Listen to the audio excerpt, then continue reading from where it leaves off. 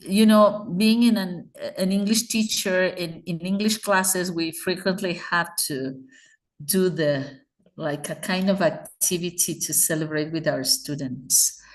So there are different games that we play, vocabulary games, guessing games. Okay, let me just close everything. We're here. Live performance, audio's fine. All right.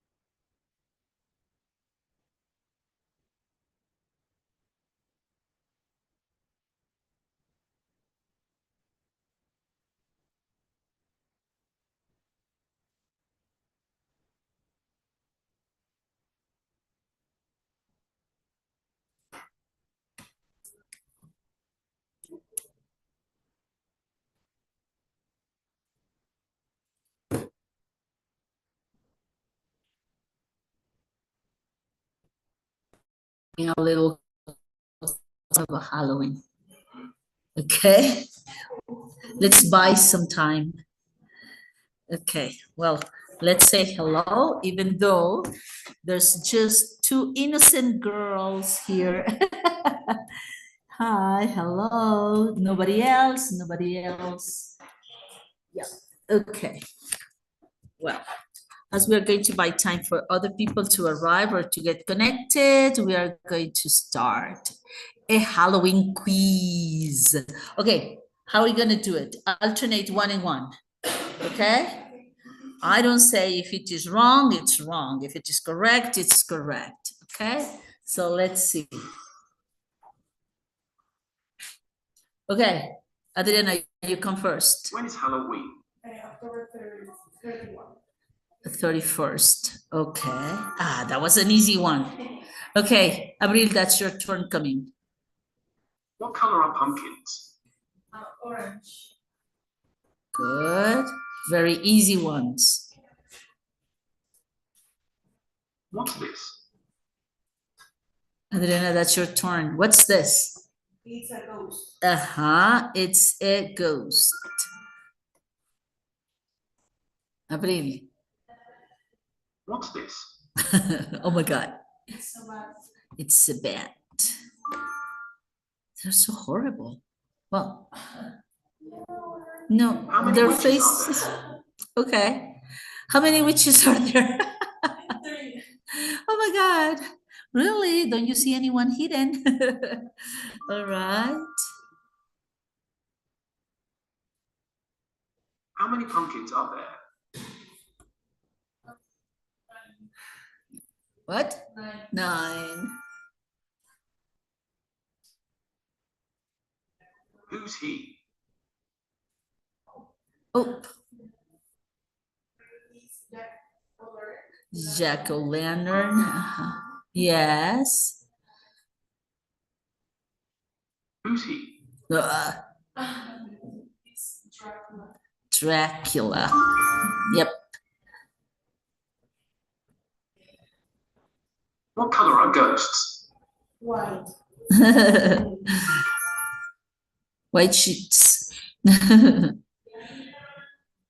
What is she? She's a witch. Witch, a witch. Yes, a witch. Yay! Let's see if we classified as first place in the competition. No, there was a Camilucho winning. Right, 15 seconds. How much time did we take? I think we took longer. I don't know if we can see it somewhere here. Well, these are the people winning. No, probably backwards. Oh, yes, here. Oh my God. Camilucci or whatever. 15 seconds and we took 1 minute and 43. All right. Maybe next time. Okay, let me find another one which is harder. Let's see. There's another one, but I don't think it's here in World Wall. I think it is in another one. There's probably here because we have more complicated questions in some of them. Okay, let's see this one. Huh? Let's see if this is not that easy. Because this was like for beginners, no?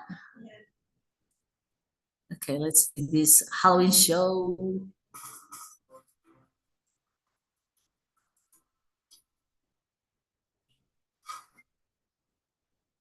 Question one. That's kind of easy. Come on. 31st. Or 31. Okay. See the score. Read your scores. 100, 125. Okay, have to read fast. Okay. Question two, that goes for you. A or B? Okay, Hallows Eve. That's correct. Or Hallows Evening. That's Halloween. Okay, the score? 245, 46? 40, okay. That's yours. Okay. Bobbing for apples, A or B? Okay. That's correct. All right, so your score? Wait. That's it. 368. All right, we are going on next. Bonus. You two girls are going to get a bonus. You'll need to get plus 100, I suppose, but pay attention, pay attention. Oh my God. Which one are you going to pick? Right, left, bottom, top, in the middle? On the right and on the bottom. Right bottom, this one? Okay, that's your turn. Oh yeah, good eyes, good sight. Okay, so what score are you getting now? 68. Okay, that's Abril's turn.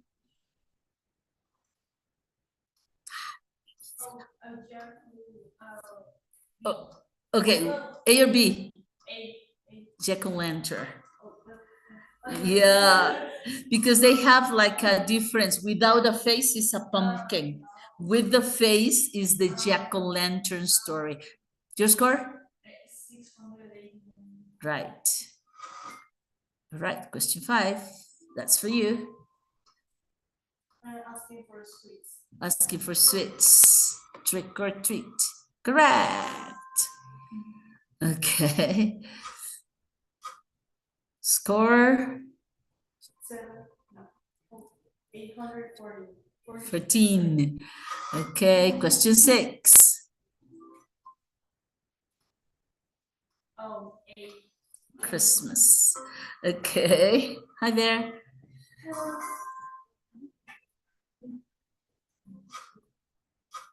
Score, Avril? 939. Good. Bonus for you. Okay, come on. Watch this.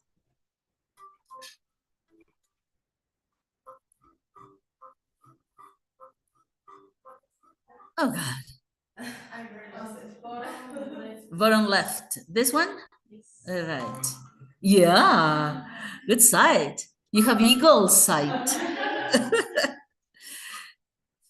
And your new score is 1139. Yeah, good. Okay, that's gonna be now for Sam. Come on. Ireland and Scotland. Okay. That is correct. Okay, your score. Okay. You have to read it. Okay. 1,259. All right, great. Your turn. Oh,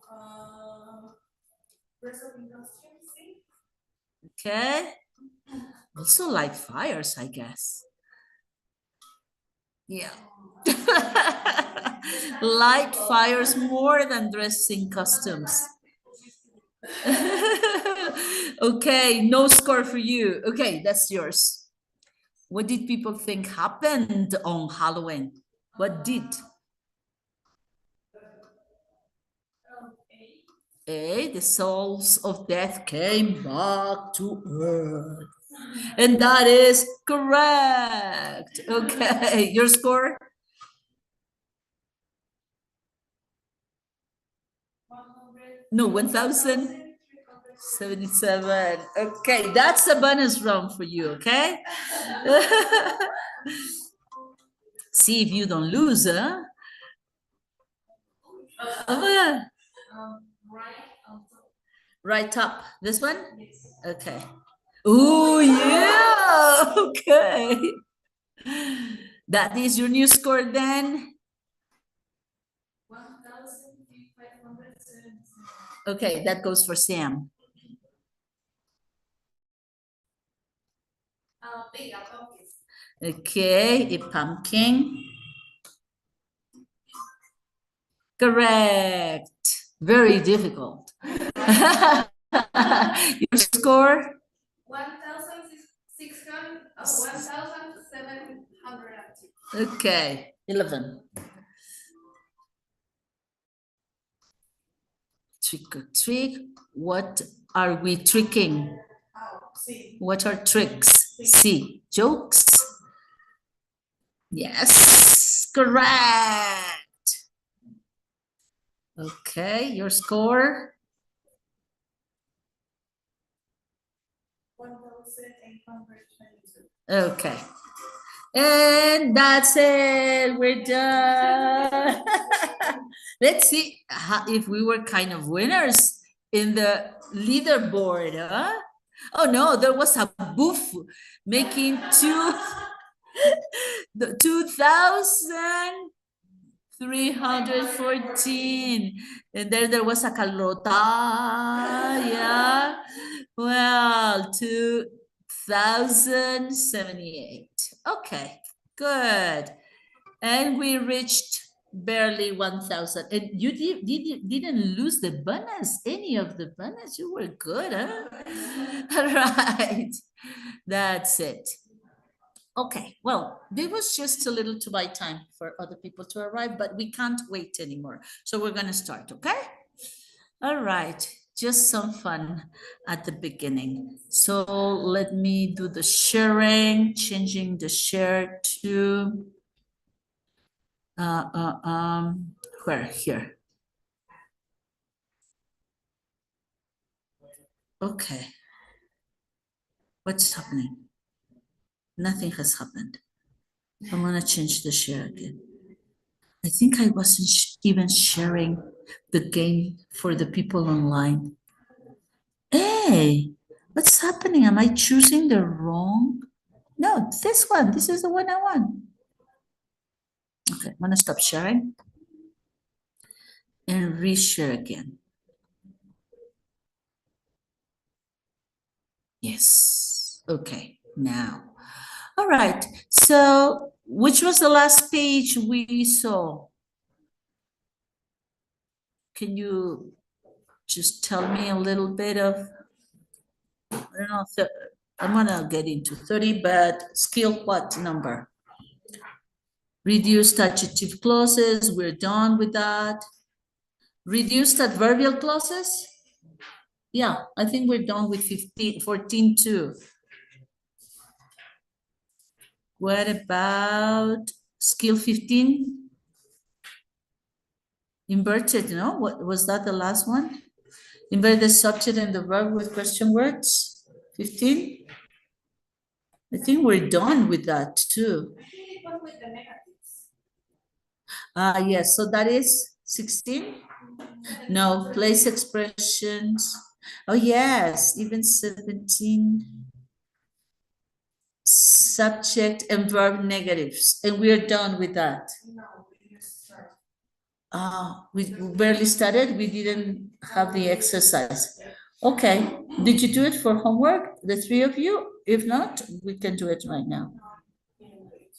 Okay, so just very quickly, it's that we can invert, we have to invert after certain negative constructions, and such as no, not, never, and any other word beginning with N, nothing, no one, not only one, or not once, etc.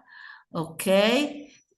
And we have to watch carefully for almost negative expressions that do not seem to have the N for negative, but they are closer to the negative. Okay?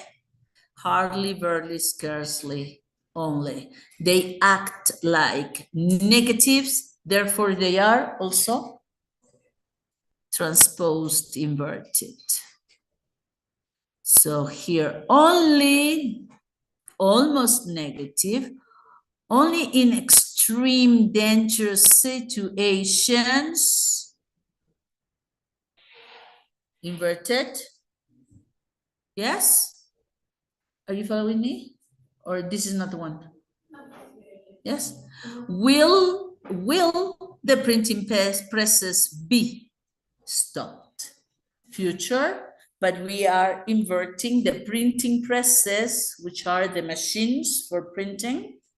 So only in extreme situations will the machines be stopped. Okay? So that's it.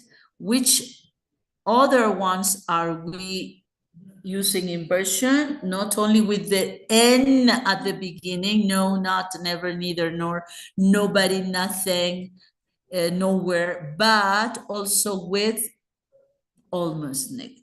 Barely, hardly, only, rarely, scarcely, seldom.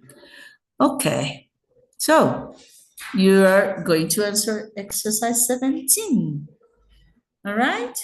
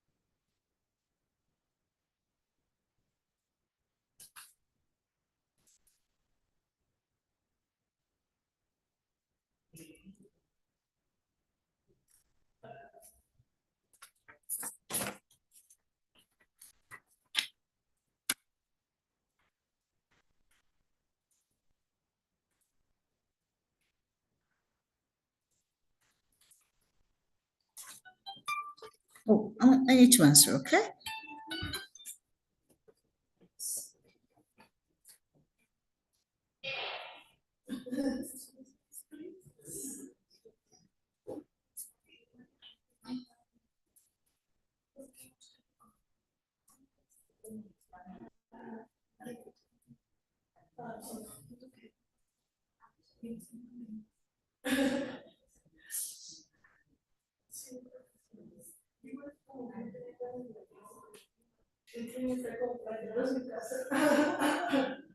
Dije, ah, ¿cómo que? Ya faltaste. Sí, no.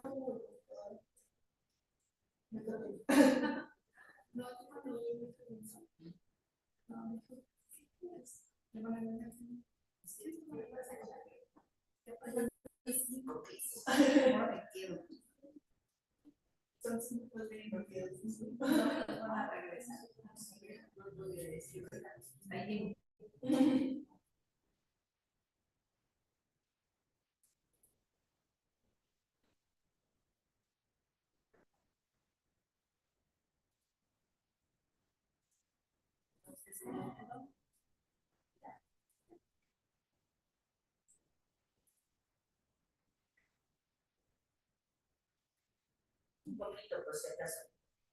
Bueno, órale. Pero al otro día también, no se le tiene que dar así. A ver, vaya. Muy bien. Bien. Sí. Ya es mi comida de curso. Sí, sí. Ajá, sí, te las hacemos. Bueno, tienes iniciales. Vale. Sí, sí. Ah, perfecto. ¿Y me pudieron mostrar el regalo que encargué? Sí, no, recuérdale. Ah, pues no sé, 200, 300, no hay problema. ¿Ok? Bueno, sale, bye.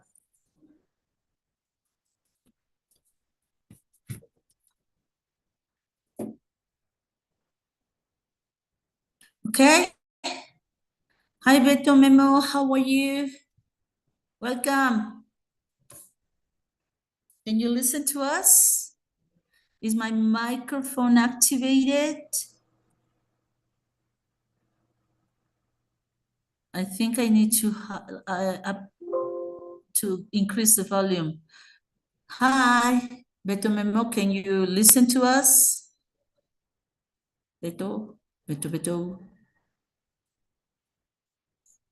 All right. I don't know. He probably, no, he hasn't chatted anything. Okay. So let's review, okay? We are on page 132, 36, 136. We are working on exercise 17, which is commanding inversion with negatives or almost negative forms, okay? So let's see, I'm going to dictate the correct answers to this exercise. Let me see, I need to find it. Where? Structure. Oh, I think it 17 answer key. I think this is the one. Yes. Okay. So number 3, correct. Number 4, incorrect. 5, incorrect. 6, incorrect. 7, correct. 8, incorrect. 9 and 10, both correct. Okay? Hi, Memo. Okay. All right. He can listen to us. Can you? Yes? Right? Memo, can you listen? I don't know, teacher. I don't hear you, but I try to resolve the problem. Okay. But he answered. How did No, you? in the exercise, I don't hear you in the exercise. Ah, in the exercise. I don't hear you. But now you can. Yeah. Okay. We are on page 136 on exercise 17. and I have dictated the correct answers. All right? So we are now going to review the difficulties. All right, Abril, which number would you like to check? You didn't have any mistake? Oh, yes, but I'm 8. Number 8. No, nothing before number 8? Yeah, 5. 5. Okay, let's go with number 5. Okay, can you read it, Adriana, please, for us? Did he go out of the house at no time? Mhm. Okay, is this really a question? No. So we don't have any necessity to make an inversion because this is not a question and we are not beginning with no time. But if we had at no time at the beginning, look at this, at no time at the beginning, that would be a negative mark here. At no time, where am I? Here. At no time at the beginning, that would be giving emphasis to the negative. And in that way, I would invert. But if I put it in the normal order, the negative is just one more thing in the sentence. It doesn't really produce any inversion, except when you begin with a negative emphasis. Remember that in this case, we have like a complement because the real idea is he went out of the house. Affirmative. He left the house at no time. So he didn't really leave the house. No? But if I emphasize at no time, en ningún momento se salió de la casa. At no time, then did he leave the house or did he go out of the house? Do you notice? Remember that the negative form, when it is in the correct position, it doesn't make any change. It doesn't produce any change. But when we want to emphasize negative at the very beginning of the statement, it's because we have a reason on emphasis. So it is like, I never take taxis, for example. Okay, that's nothing. It's correct order. I always take taxis. I never take taxis. I have never there. I don't take taxis, subject, verb, and complement in negative. But in the moment when I decide to say never do I take taxis, then because I decided to emphasize the negative at the beginning, then the order changes. All right? Or rarely have I taken a taxi. Have I? And in the correct order, I have rarely taken a taxi. So you have to remember that the position is normal. There's no change. So let me write one more example here. Let's change it. In this case, it is past, but now let me make it present perfect. I have rarely taken a taxi. Okay, it's in the correct order. Rarely before taken. I have always taken a taxi. That's the correct position. Rarely comes immediately before the verb. It's correct. But in the moment when I decide to begin with the emphasis on this almost negative or negative, rarely what?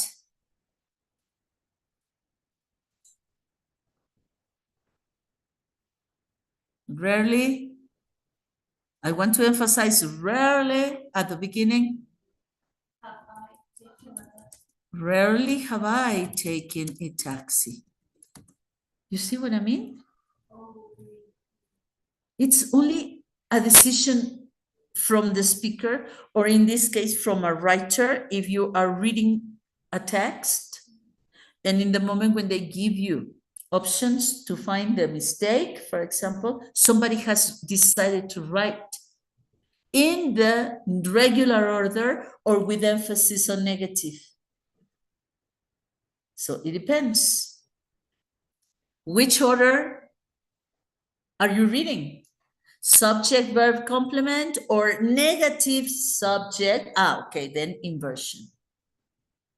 All right. Okay, let me change it to a green. Yes, Memo? Is it okay? Yeah, it's okay. Okay. So both sentences are correct. This is something that we need to set clear. Option A, normal order, subject, verb, complement. I have rarely taken a taxi. Okay. Option B, emphasis on negative or almost negative. Rarely have I. Because I decided to give emphasis on rarely. And then if I decide to be emphatic, I have to. If I don't want to be emphatic, I just, no, yo rara vez he tomado un taxi. Okay. But if you are surprised, because here in Mexico City, it's so common to take taxis, especially if you have an important appointment, no? So I would try to be really emphatic that rarely have I in my whole life taken a taxi.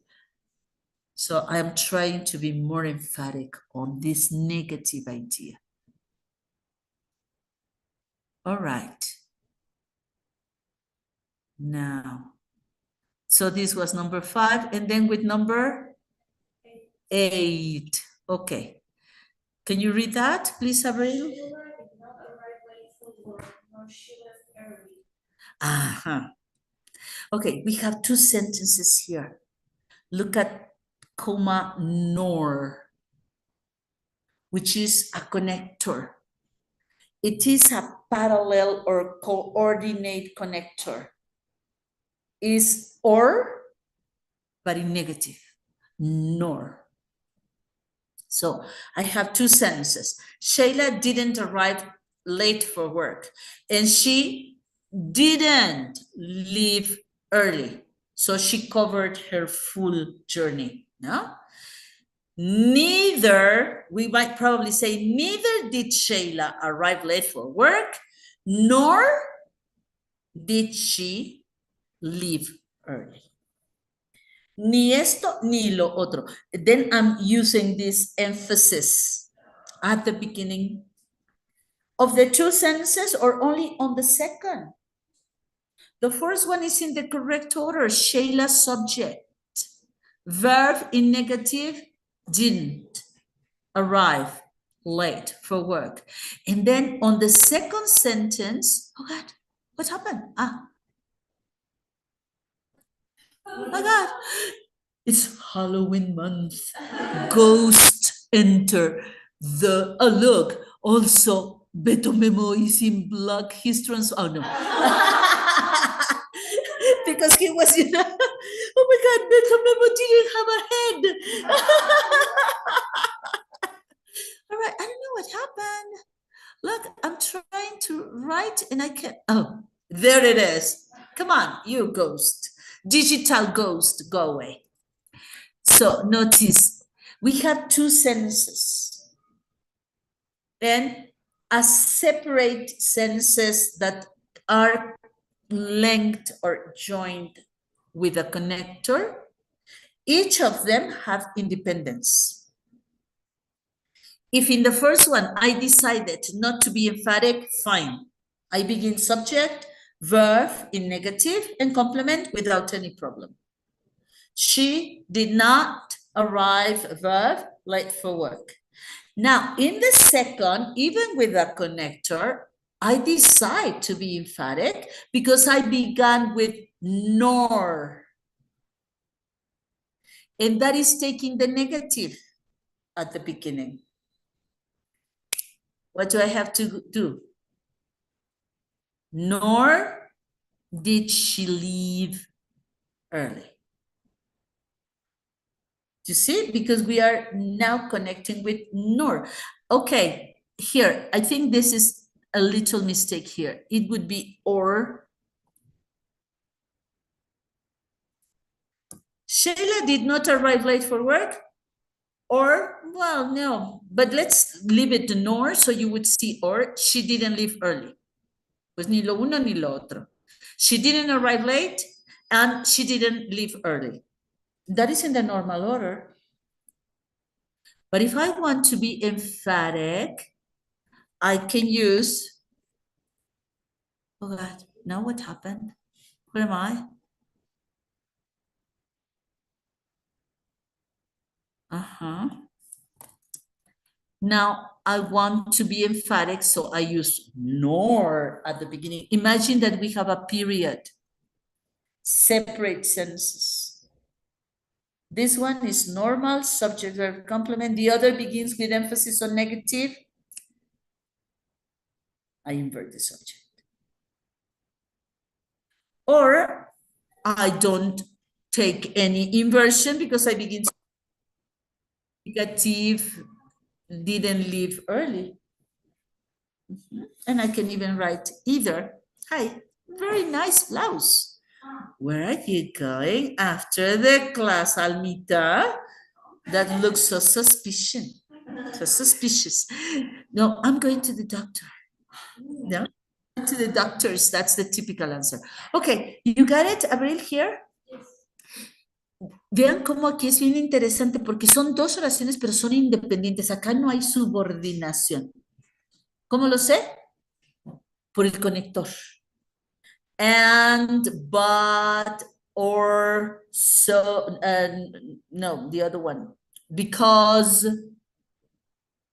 no, because no. Because it's subordinate. And, but, or, nor, which is the negative connector of coordination. Las oraciones coordinadas. ¿En qué estrategia? Check coordinate number of the strategy. That was at the very beginning, I suppose. Like seven or something like that. Almita doesn't study, yeah? But she remembers that it's very seven. It's number 7. Oh my God, it's getting colder. No, before that. Coordinate connectors, coordinate sentences. 6. Ajá, ¿cuáles son? And, but, or, so, yet, y hay que agregar el nor, porque es el mismo que el or. Ajá, también es, no, for is preposition. No, nor, which is the negative of or. But or is alternatives. Or you want coffee, or you prefer tea. Okay. Nor is negative. No? Nor, but in that case, if I begin with nor do I want coffee, nor do I want tea. Ni quiero el uno, ni quiero el otro. No, that's the ni, nor. So it is independent clauses. That's why here, as you can see on my marks, I have changed the comma for a period, and I can capitalize at the beginning, emphasizing negative. Aquí el despiste es que como está en medio, creemos que no está enfatizado. Pero en realidad está al principio de la segunda oración, porque aquí no hay subordinación. ¿Got it? Entonces, si empiezo por nor she left early, no. Nor did she leave early. All right. Any other number? In the 8, Yes. can we change did not to neither? Or it's a complete? No, it's possibly, but usually you use neither. When it is at the beginning, neither did Shayla arrive late for work, nor did she leave early. Ajá. Como que el neither necesita venir como al principio también y luego ya dar la segunda alternativa. O bien si lo haces totalmente reducido. Shayla didn't arrive late for work. And neither did I. Ahí sí. Neither did I. Ni yo tampoco. ¿No? But in this case that you have the two options, Shayla didn't arrive late for work, neither did she. It's not that bad, ni tampoco, ¿no? Es que pensamos en el neither como ni tampoco, ¿no? Como la idea de enfatizar el tampoco. Yeah, but it is possible, why not? And it begins with an N. So it is emphatic too. O bien, no uso el neither, pero puedo usar el either. Pero va al final. Porque ya la lleva el didn't. She didn't leave early either. Ok. Any other question? Ah, mira, acá está justamente el neither en la opción de en medio. The police didn't arrive in time. It's very similar. Shayla didn't arrive late. The police didn't arrive in time to save the girl. And neither did the paramedics. Yes, it is possible. Because you are saying, y tampoco los paramédicos. And the paramedics didn't either. It's another option. All right? So nor or neither are both emphatic words for negative, especially at the beginning. Aunque vengan en medio, porque aquí hay una separación implícita, como si tuviera un punto, es un corte, es una oración nueva. Por eso aquí, aunque se vea como en medio de la oración, es enfático para la segunda parte. The second sentence. All right, got it? Now let's see skill 18. Invert the subject and verb with conditionals. What about this? Pay attention because here we have very special, very concrete situations related to conditionals. In certain conditional structures, the subject and verb may also be inverted. This occurs, or this can occur, let me reduce the size a bit.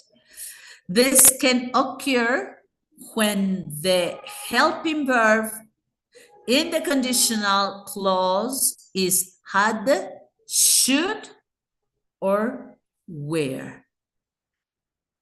So, and the conditional connector if is omitted. So that is a conditional if, no? If sentences. Let's look at the examples, okay? We have the first one.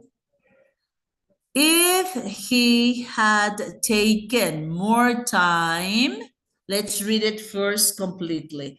If he had taken more time, the results would have been better. This is conditional number 3, the third conditional. Este es un condicional de tercero.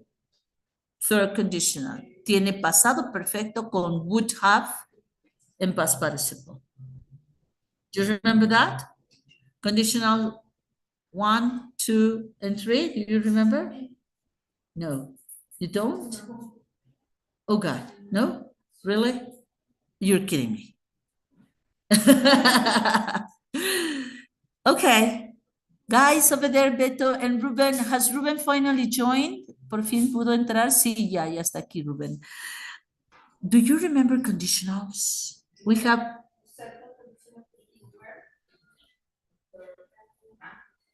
Yes.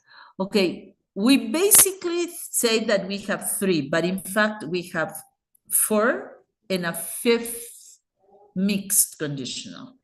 So when we teach conditional in different levels, we have to teach conditional 0, conditional first, conditional second, third, and mixed conditionals. Okay? Now, in this case, we are going to focus on the number of conditional so that you will have the clue. Which are the clues? Exactly. Had. This is for conditional 3. Should, which is for conditional first, I think. And where for conditional 2. So it is important to remember and review about conditional.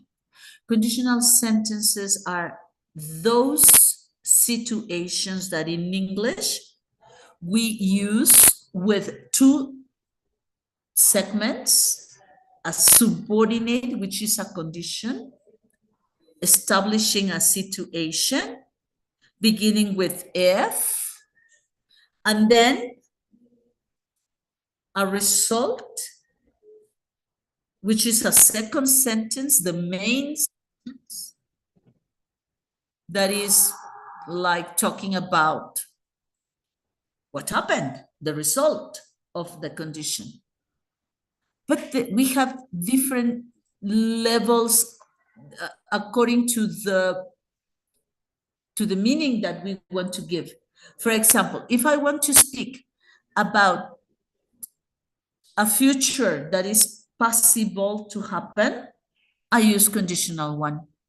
First conditional is for something that can be like possible in the future. So it is called future possible.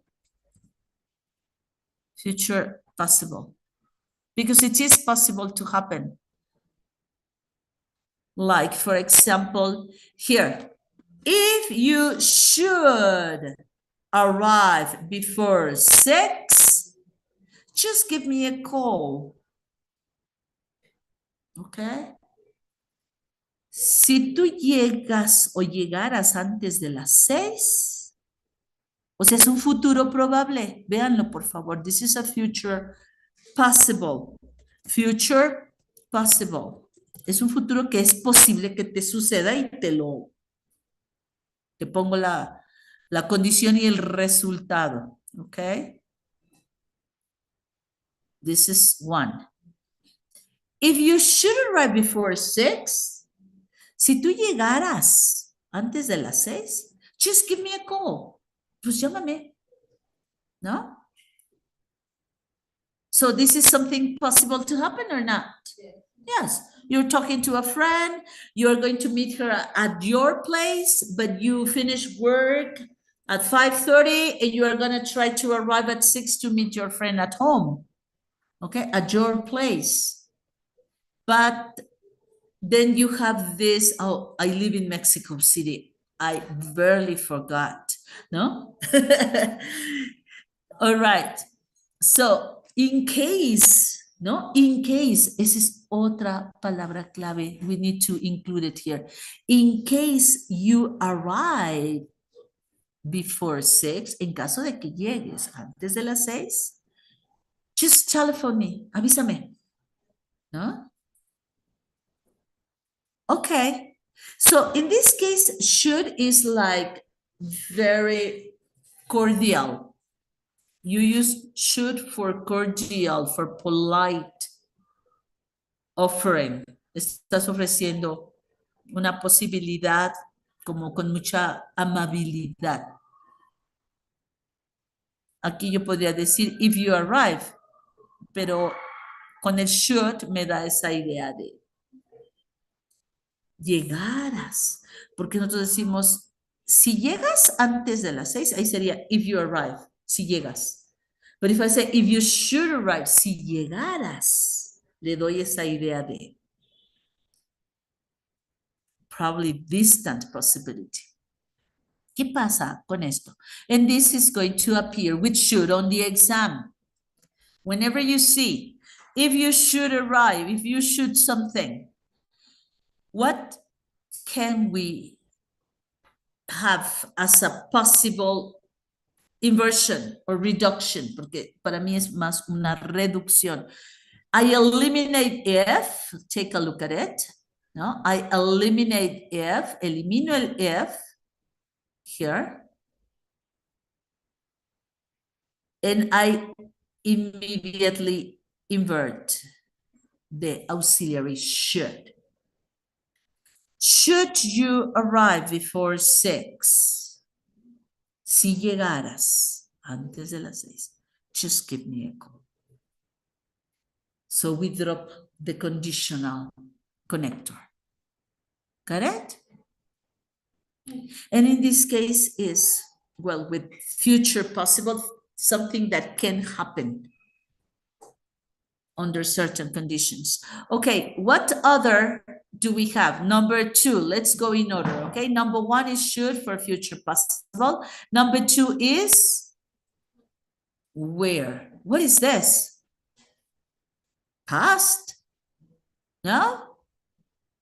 But in this case, we are using, okay, let's do something here. We are using should for a future possible situation. Now here, we are using where, which is past,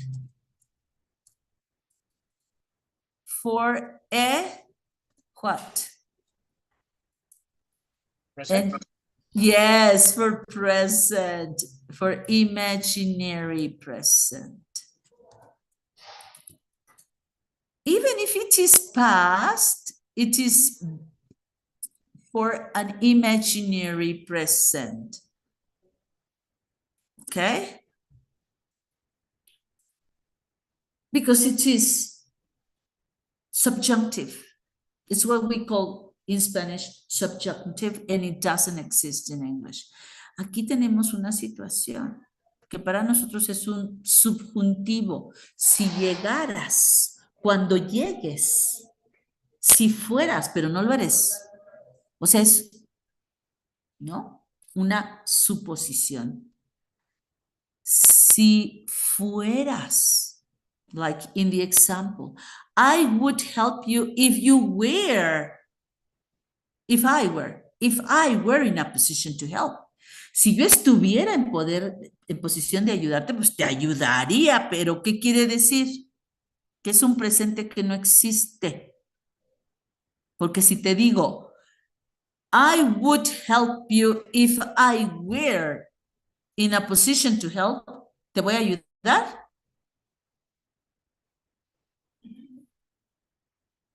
No. The real situation is that I can't help you. So I'm just trying to comfort you. Te estoy dando así como que, bueno, pues, lo siento. Sorry, Margaret, ¿no? Si te pudiera, si estuviera en mis manos, te ayudaría. ¿Qué quiere decir? Que no te voy a ayudar, porque no está en mis manos. Or I don't want to, ¿no? Pero es una manera cordial de decírtelo. Ay, no, si hubiera querido, me hubiera ayudado, ¿no? Muchas veces decimos eso. Pero pues nada, me salió con que si pudiera, te ayudaría. That means imaginary present.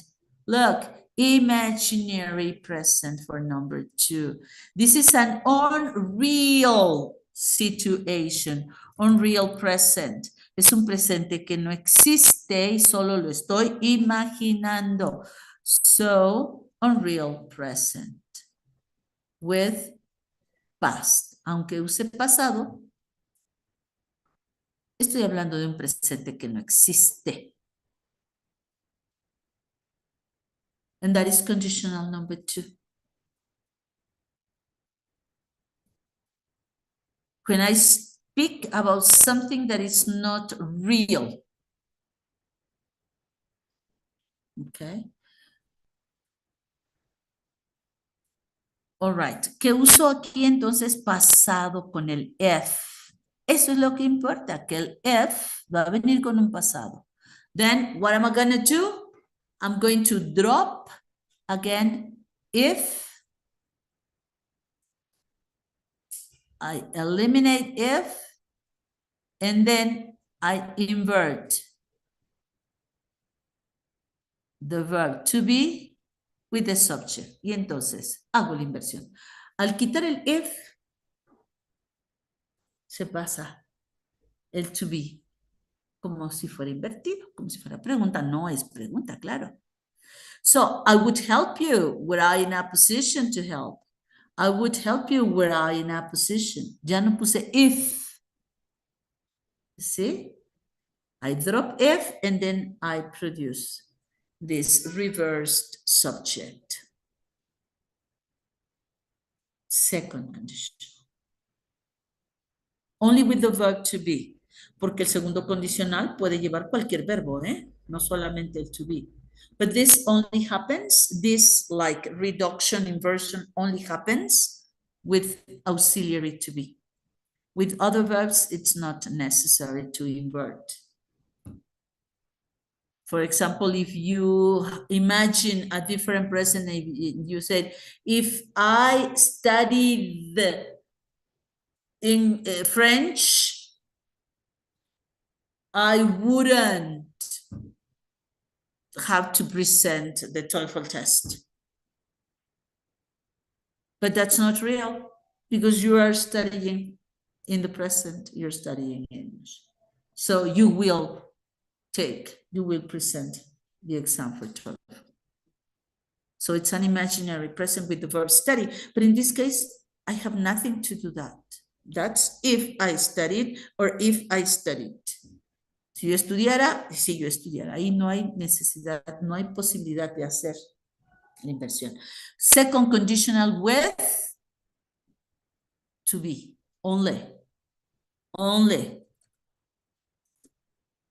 Only with to be. Generalmente solo el where.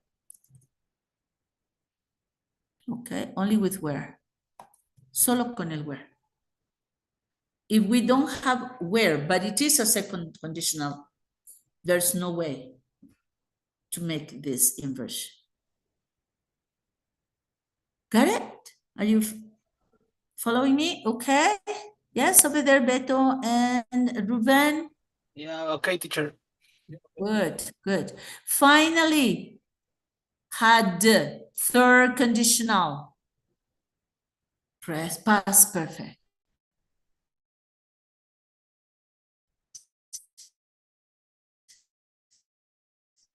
Hi, se trabó.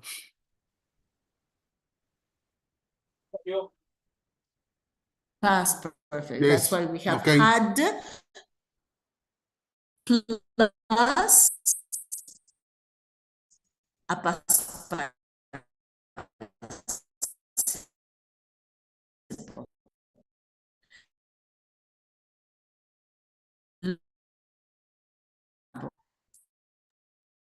Teacher, se trabó la transmisión. No sé si me escucha.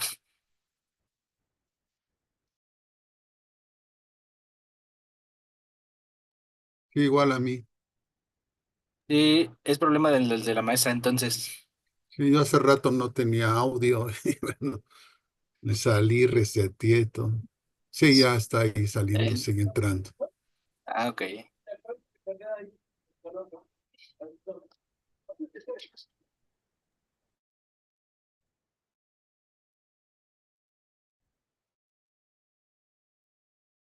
Okay, so sorry, people. So sorry. I needed. Okay, teacher. Thank you. No problem, teacher. All right. Hi, I'm back. I'm back. Okay. Yeah, Okay. okay. Yeah, weak. It's not very stable. Okay, now you can see me, right? Yes. Yes. Yes.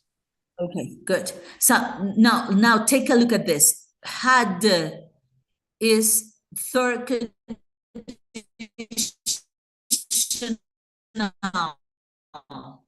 What do we have? We have had plus a verb in past participle. Okay. It's have had plus verb in past participle because it is past perfect. Okay, past perfect. Past perfect with, okay, let me do something. Let me, past perfect, okay, past perfect, which means had auxiliary had in past plus the verb in past participle. That is equivalent to indicate what? Look at it.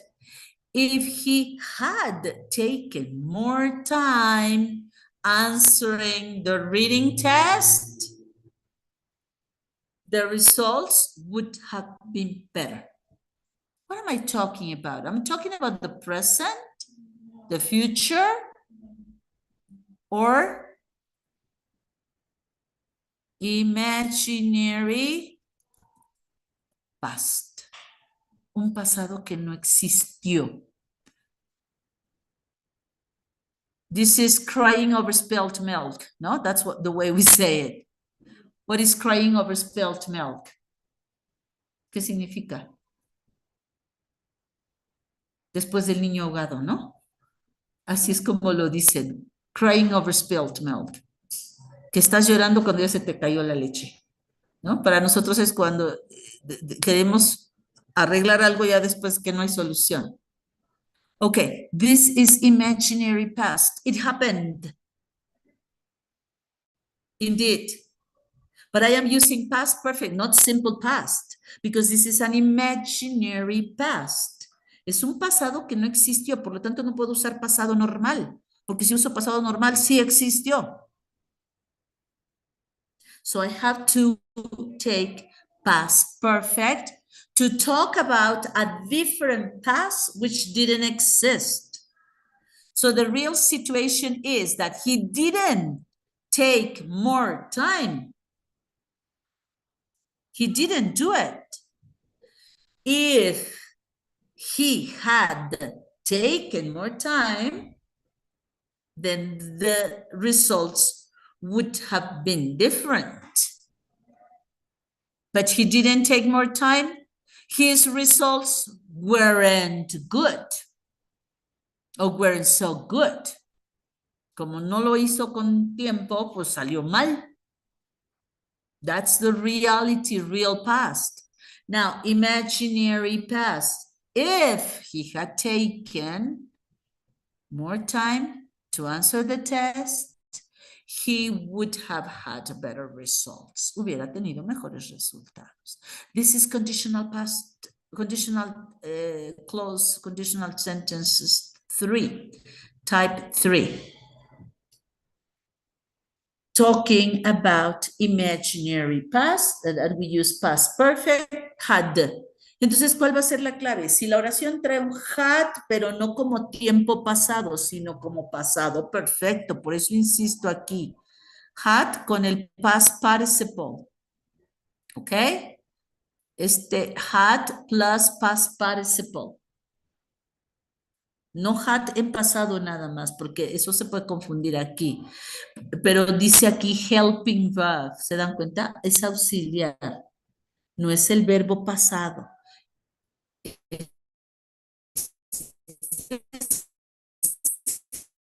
El auxiliar. Y aquí sería el auxiliar a la vez. Entonces, por eso tiene esa licencia del verbo to be. Then, once that I like detected, that it is a third conditional, a second conditional, or a first conditional with should, with would, and with had, then I'm going to be able, well, with past, where, then I'm going to be able to do the omission of if inversion. Y así las van a encontrar ya invertidas. Okay, let's take a look at it. Okay, let's look at this example. Okay, take a look at this. You'll tell me which conditional is this, or can you detect?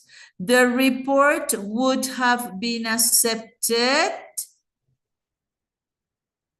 Pues yo espero un if, pero no hay un if razonable aquí. Veo este if more care in checking. Ay, ¿cómo es eso? Sin más cuidado. No, we need a complete sentence if I have if.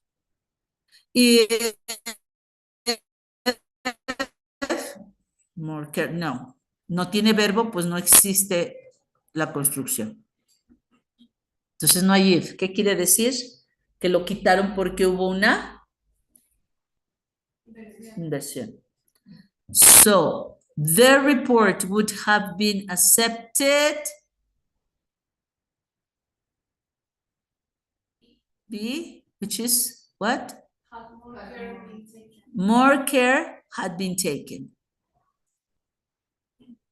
Or had taken more care, But more care. or had more care been taken. Si hay una inversión, ¿qué voy a invertir? El had con el subject. Which is the correct one then? The B. D. Letter D, right? ¿Por qué la D? Porque tengo la inversión del had, que es el past participle. I mean,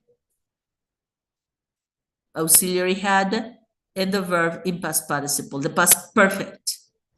If more care had been taken, but I don't have if, so I drop if and I invert had. Let's do it originally. ¿Cómo sería completa si no hubiéramos hecho este truco del if con la inversión? A ver, hagámosla. The report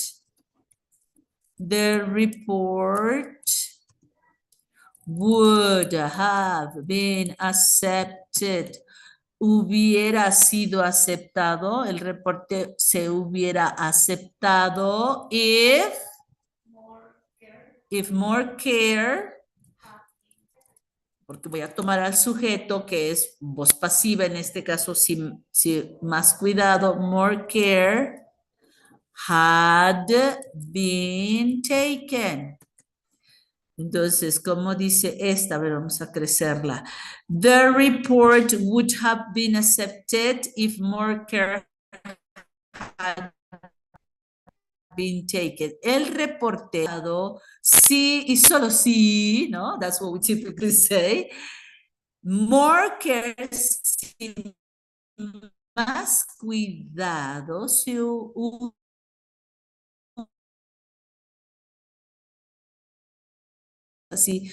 hubiera habido más cuidado, decimos nosotros, ¿no? Si hubiera habido más cuidado.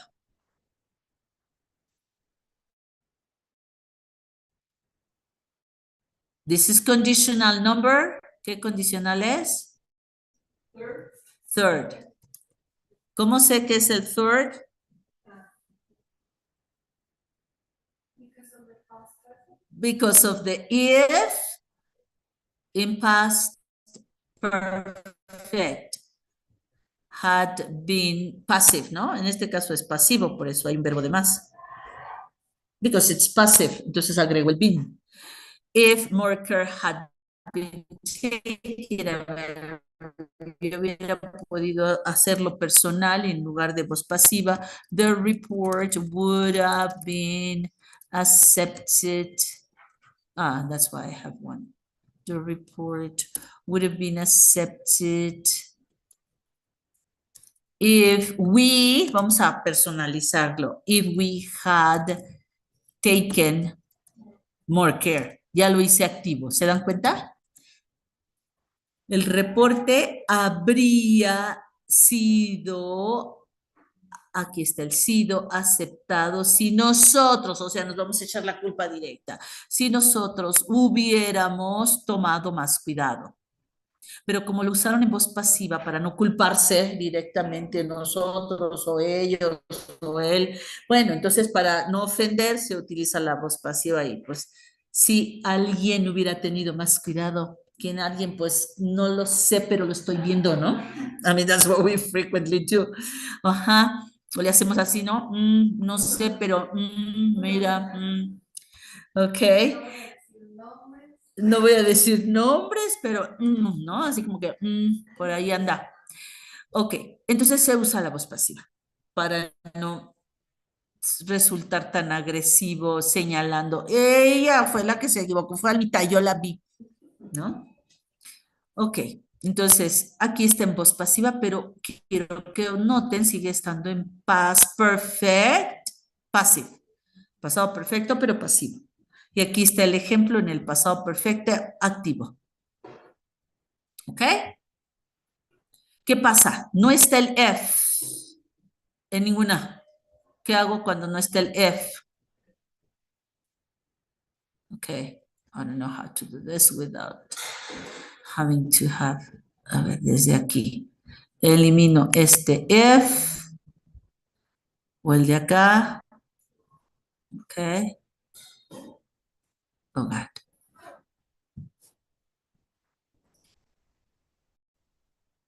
No me deja por acá el lapicito. No, no me deja usar ya mi lapicito por acá. Bueno, desde acá lo voy a tachar. Sale.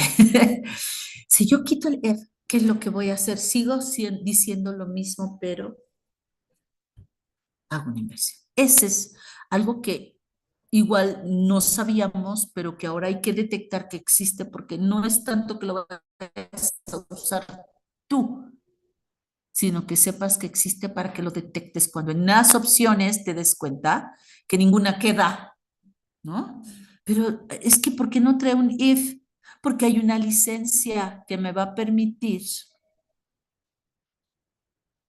let me do it, me va a permitir hacer que este que es tercer condicional, invierta yo el had con el sujeto es care, y este sujeto care se va a pasar acá. Solo invierto el primer auxiliar. Por eso es la letra D, véanlo, had more care been taken. Y si fuera esta, come on, the report would have been accepted had we taken more care. Had we taken more care. The report would have been accepted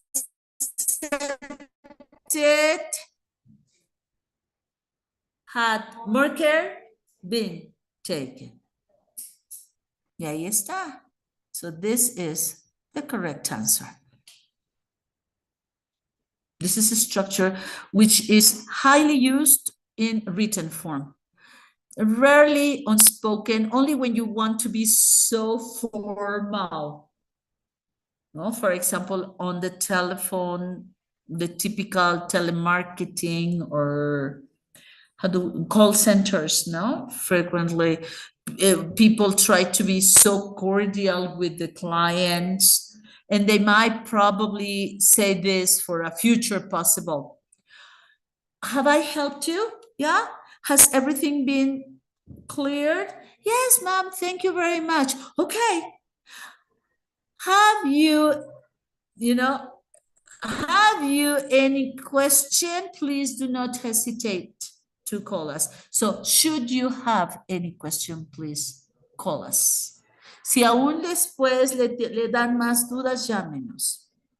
Should you have more questions, please feel free to call us. Es como una fórmula de cortesía. Y en ese caso sería con el should, ¿no? Should you have further questions, call us back again. Vuélvanos a llamar. Well, in this case, it could also be for third conditional. Are you catching up? Yeah? Are you following me? Are you copying? Yes, Yes, copy. teacher. Yes, thank you. Ya se traba un poquito, pero más o Alright. menos. Okay. The reception of my voice is Ya, delayed? ya, Okay.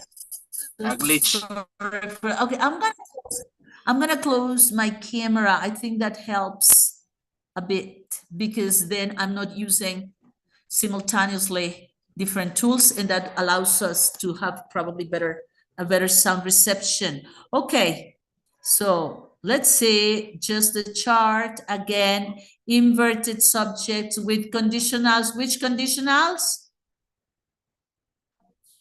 F, Uh-huh.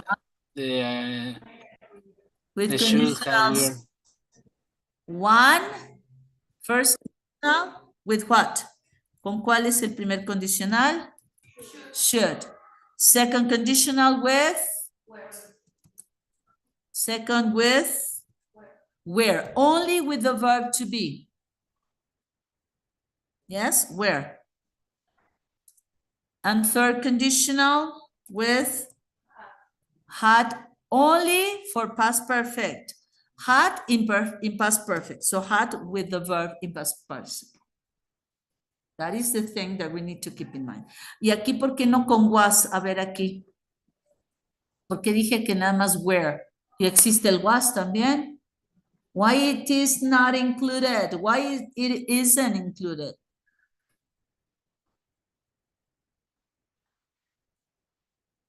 Because it is conditional. No, because it is conditional.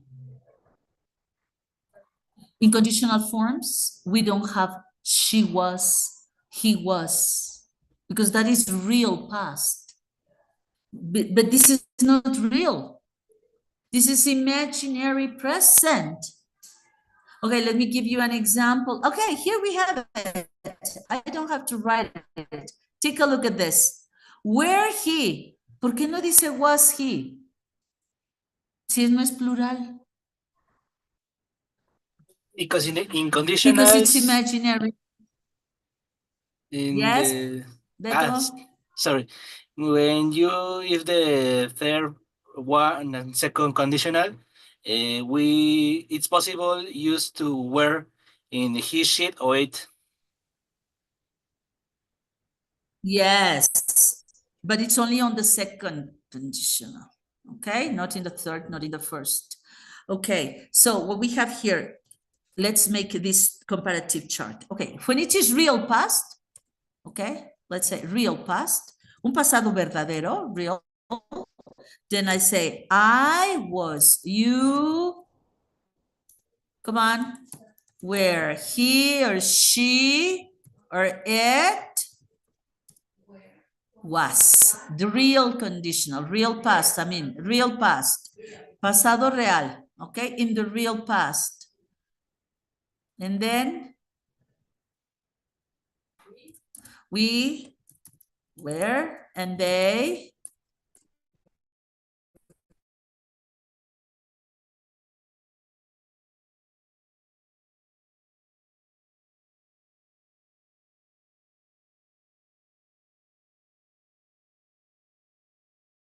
last night, and it's real because I'm saying was. Now, oh God, again, problems with Wi-Fi. Sorry, people. Now, let me change the color. If it is not real past, but imaginary present or unreal present, let's say, real versus unreal present, ya no es real y ya no es pasado. It's unreal present, an imaginary present. Then I say I, where, you, where, he, she, it, where, we, where, and they, where. So, that's the clue.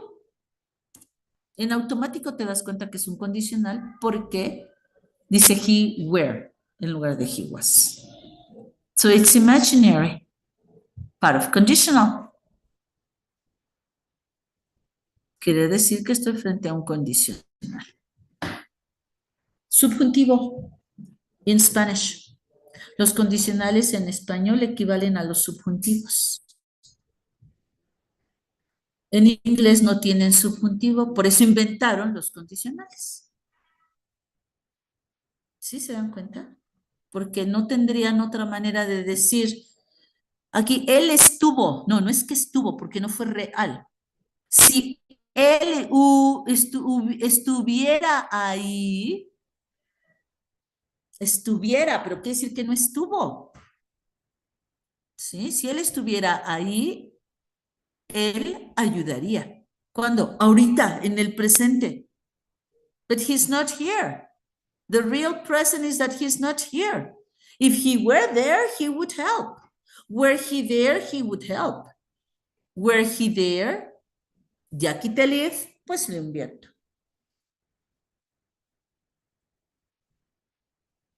Yes or no? Am I speaking Chinese? Russian? Russian. All right. Entonces vean, primero hay que discriminar que yo ya me sé o me debo de saber los condicionales. 1, 2 y 3. Y luego la palabrita clave para entender el condicional 1, formal, porque además esto tiene que quedar claro. Esto es formal. Formal language. In informal language, you can listen to incorrect conjugations that are permitted. Yeah, you can use it with. Good? No. I was. Pero está permitido a nivel oral. Speaking. But when you're writing and you're going to take a TOEFL test, which is written, it is not considered correct language. So you need just to use these options. Okay? Now, aquí está. Omitted. If I omitted if, si decidí omitir el if, o decidieron omitirme el if cuando me pusieron el inicio, pues no trae el if, entonces, ¿qué quiere decir? Voy a invertir. Were he here, that means if he were here. Si él estuviera aquí, pero como no tengo el if, cubro su lugar con el to be. Let's see how you do it, okay? Exercise 18, people. Come on. Let's do it. Let's answer exercise 18.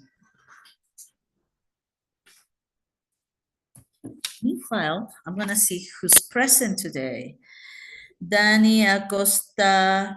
Oh, that's Morgana. She's in here yet. Jose Fernando here. Jenny. Oh, we don't know about Jenny.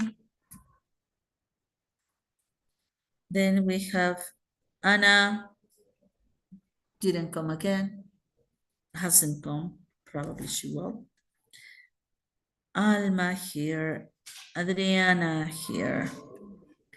Sam Andrea here. Karen. We don't have Karen again today. Abril here. There's no Juan Pablo.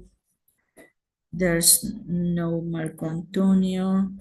Alan was here last class after 7 absences. And now another absent. Yeah, Dani Mora. She hasn't arrived yet. She'll probably. Ruben here. Memo here. Oh, and Bruno again absent. It's getting colder. Don't you feel colder? I'm gonna wear my shawl, my old shawl, but warm old shawl. What? Ah, thank you, dear. Thanks a lot. Okay.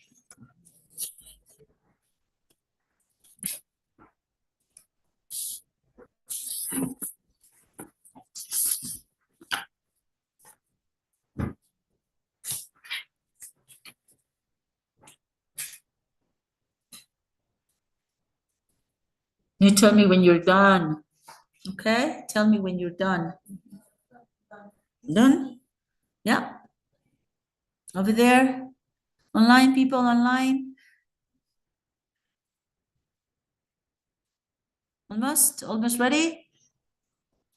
Yes, teacher, thank you. Okay, good.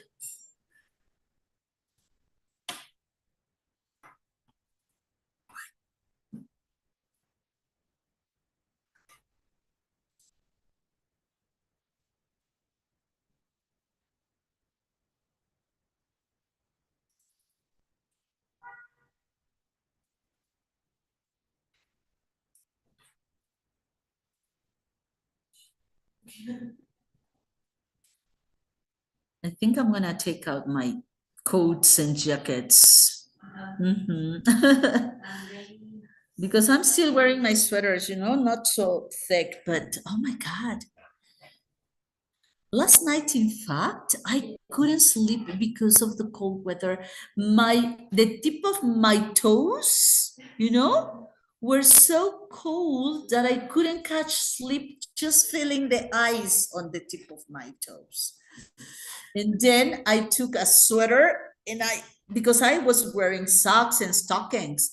And then I took a sweater and I folded my feet and then tried to catch sleep again. And then I couldn't. So with my hot, warm hands, I tried to, melt the ice in the tip of my toes.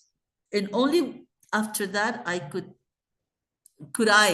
only after that could I catch some sleep.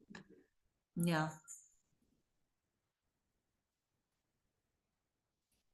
Last night was the first Freezing? Freezing night? Yes. Well, in winter starts on December 21st. We are in fall, in autumn, no? Or just about to begin autumn, because autumn begins. Oh yeah, so we just started. We just started September 21st.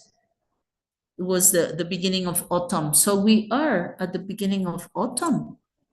We still have 2 months more to go. October, November, yes, December, 2 months more to have winter season. Okay, ready? I'm going to dictate the correct answers, people. So this was 18? 18? Okay, number 3 is incorrect. Number 4, correct. 5, incorrect. 6, incorrect. 7, correct. 8, incorrect. 9 and 10, both are correct. Sir, can It you repeat smells- me the number yes. 3, please? 3 and 4? 3 and 4. Okay, 3, incorrect. 4, correct. Thanks. Yeah, welcome. All right. How was it? So? Just one error? Good. Okay. All right. Numbers. 3. Okay. All right. Has he enough vacation days left this year? He will take 2 full weeks off in December. What's the problem here? The verb. And this is inverted, considering present perfect. Is it present perfect? Ni siquiera es presente perfecto. Aunque yo vea el has y el left, y como está invertido, ¿no? He has enough vacations left. No es has left, No es he has left. Se ha ido. No, no. Aquí left no es verbo. It's like an adjective. This is not a verb. This is simple present. Es presente simple. If he has, aquí está. If he has enough time, que le quede left this year, si él tiene tiempo ahí sobrante, por eso les digo que es como un adjetivo, si él tiene tiempo de sobra, o que le sobre, this year, then he'll take 2 full weeks off. Entonces se va a ir, se va a tomar 2 semanas libres. Pero este es un presente condicional 1, pero no tiene posibilidad de inversión a menos de que en lugar de poner el has, yo le pusiera el should. Entonces quedaría como condicional 1. Véanlo en azul. Should he have? Ahí sí estaría. Should he have? Y es have, no has, porque ya está el should. Should he have enough time left this year? He will take 2 weeks off. Con possible, future possible, es un futuro que es posible, ¿no? Si él tiene o llegara a tener tiempo libre o tiempo de sobra, entonces se tomará, si él llega a tener tiempo de sobra, se tomará 2 semanas de vacaciones. So this doesn't exist. Esta inversión no existe. No es correcta porque está hecha con un pseudo presente perfecto o un presente simple, que no es posible. Only if we had the should. Okay? So this would be the way of correcting it. And this is conditional number 1. Now you said 5 or 4, 2? 5? Somebody else wants any other before? No. Okay, let's look at number 5. Vean la número 3. ¿Qué dice la 3? I would like to know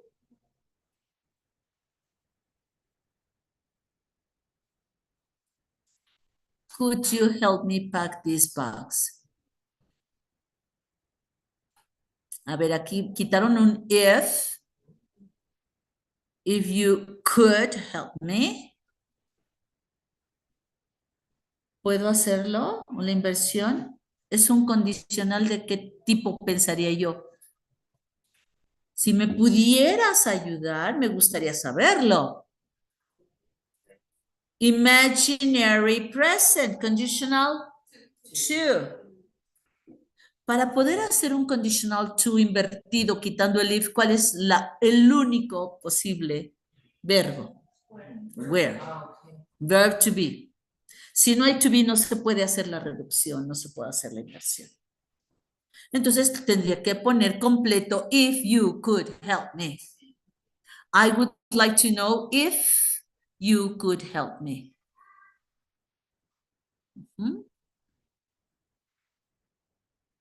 No hay manera de hacer la inversión porque sería pregunta, could you help me? Pero no es pregunta. If I use could you help me? Yes, but that is the question then. And this is not a question. This is, I would like to know. Yo quisiera saber. This is not a question. It's an indirect question. I would like to know if you could help me. Como es condicional del segundo tipo, no puede aplicarse si no está con el verbo to be. Y aquí no hay to be, no puede ser. So this inversion is not correct.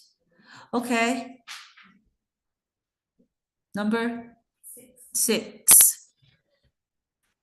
He would have been in trouble habría estado en problemas, in big trouble. Had not, bueno, ya lo puse bien. Had not he remembered the assignment at the last minute. Parecía bien,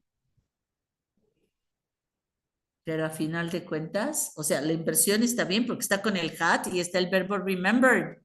Ah, pues está en pasado perfecto, está bien, porque está invertida. Pero ¿qué pasó con esta inversión? Tengo un not. ¿A dónde va el not? Después del sujeto. Had he not. Está bien la inversión del had, pero lo que está mal es el not, porque el not no tiene por qué invertirse. La inversión es con had. So had he not remembered. ¿Ok? Entonces, o es had he not, o bien contraigo, y entonces sí está bien que el had esté invertido, pero pegado el su had. Hadn't he remembered the assignment? ¿Mm? ¿Observan esta? Beto y Rubén, do you see this one? Yes, teacher. Yes. It's correctly inverted. I eliminated if. Porque está en pasado. Perfecto. Conditional type 3. Aquí les puse. Conditional 3 pertenece al tercer condicional. Trae had. Trae el verbo en participio. Está bien. Quité el if, lo invertí. That's fine. Except that here they are using a new trick. Pero aquí nos pusieron un truco adicional, que es la negación. Si está separado, el único que se pasa a la inversión es el had. Si viene contracto, entonces sí se lo puede llevar. ¿Ok? Ok, ¿cuál sería la tercera opción si yo no quisiera hacer inversión? Tell me, ¿cómo quedaría? If, come on, dictate it to me. If, no, if he, porque invertí porque quité el if, pero si lo pongo, if he had not remembered the assignment, comma, at the last meeting, in the last minute,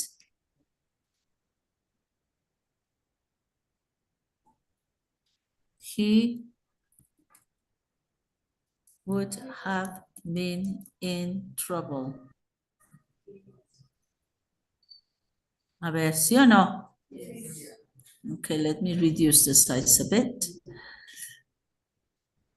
If he hadn't remembered the assignment in the last minute, he would have been in big trouble. Se hubiera metido en problemas, gravísimos problemas. Severe problems.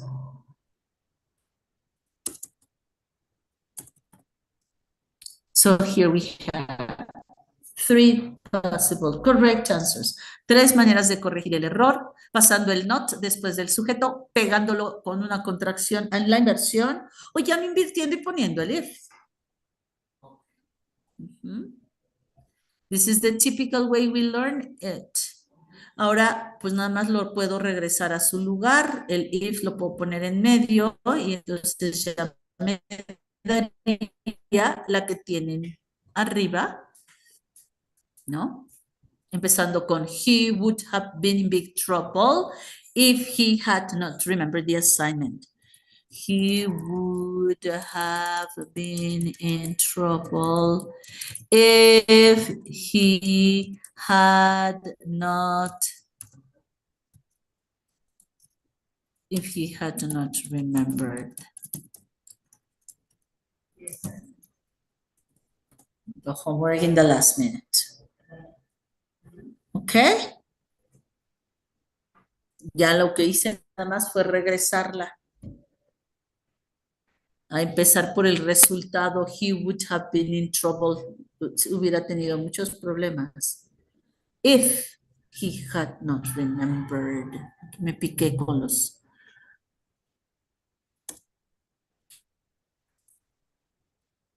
Okay.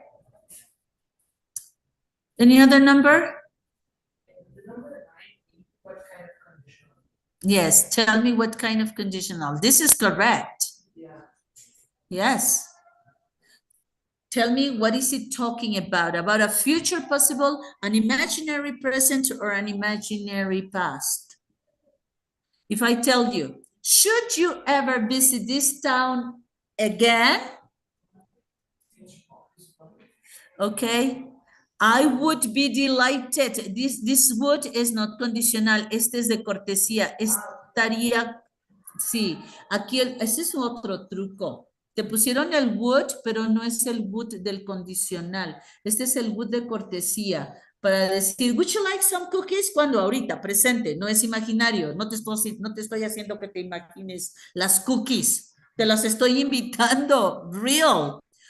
Pero este would es el would de cortesía.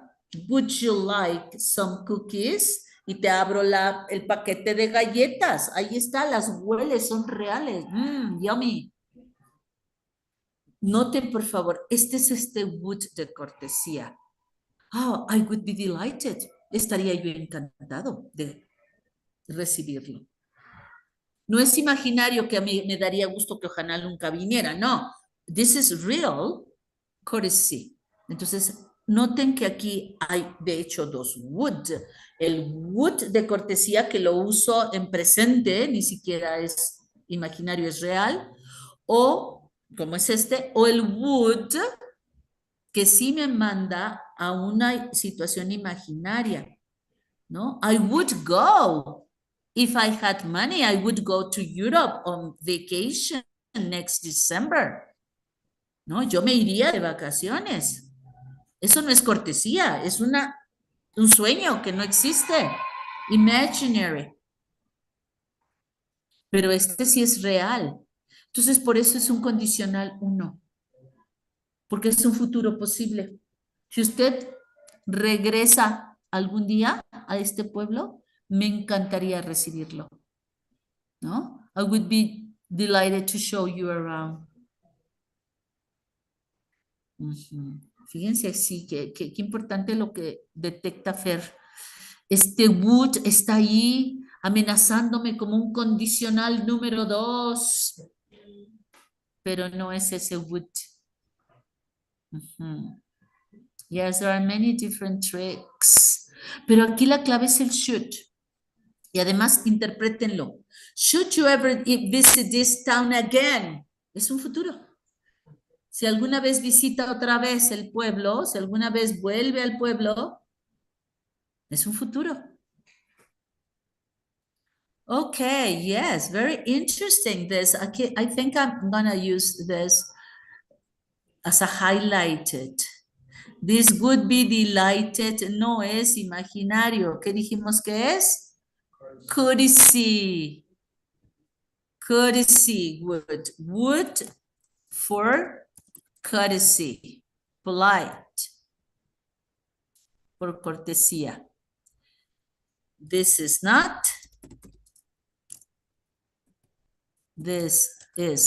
imaginary. This is not unreal. No es irreal. Es una realidad. Mi cortesía. Digo, luego a veces la cortesía es de los dientes para afuera.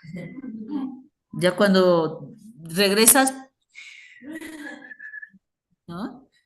No, si quiere venir alguna vez aquí a Alemania, aquí vivo, avíseme y cuando le marcas, ya va a venir ese mexicanito aquí, mejor ni le contesto, ¿no? All right, yeah, but at the moment is courtesy, pero la realidad es que sí es una cortesía en el momento. Okay? Good, very interesting spot here, used for courtesy. All right. Entonces tenemos que está correcta porque es un should por condicional 1 y está invertido, no trae el if. Good. All right. A ver, denme esta completa con el if. ¿Cómo quedaría? Ajá. If you ever, inclusive puedo quitar el should, ¿eh? O sea, de hecho, como que lo aparezco para inversión, ¿no? If you ever visit this town again, I would be delighted, or I will be, puedo dejarlo con un will para que no sea la cortesía, pues no importa. I will be delighted, or I would be delighted to show you around. Ajá. Entonces ahí está. El if con presente, if you visit this town again, I will, ahí está el futuro, yo me encantará, ¿no? Me encantará mostrarle o me encantaría mostrarle. Good. Y de esa manera te das cuenta que se trata de una cortesía. Cámbialo el would de la cortesía por will y ahí está. Ujú. Okay, got it, people over there, Ruben and Beto Memo. Yes, teacher. Oh, you are are you at cozy home? Are you at cozy home? ¿Están en casita calientitos? Yes. No, no tanto. Maybe. Yes, yes. No, no tanto. We're here getting frozen. All right, but that's the advantage of having such a modern class, both online or face to face, as you wish. ¿No? A su gusto, as you wish it. Okay. Ready for skill 19? Continuing with inversions. Okay, attention people, this is getting tougher. Okay? Now, let's see. Memo, can you read skill 19 for us, please? Skill 19. Yeah, teacher. And skill 19, invert the subject and verb with comparisons. An inverted subject Comparisons.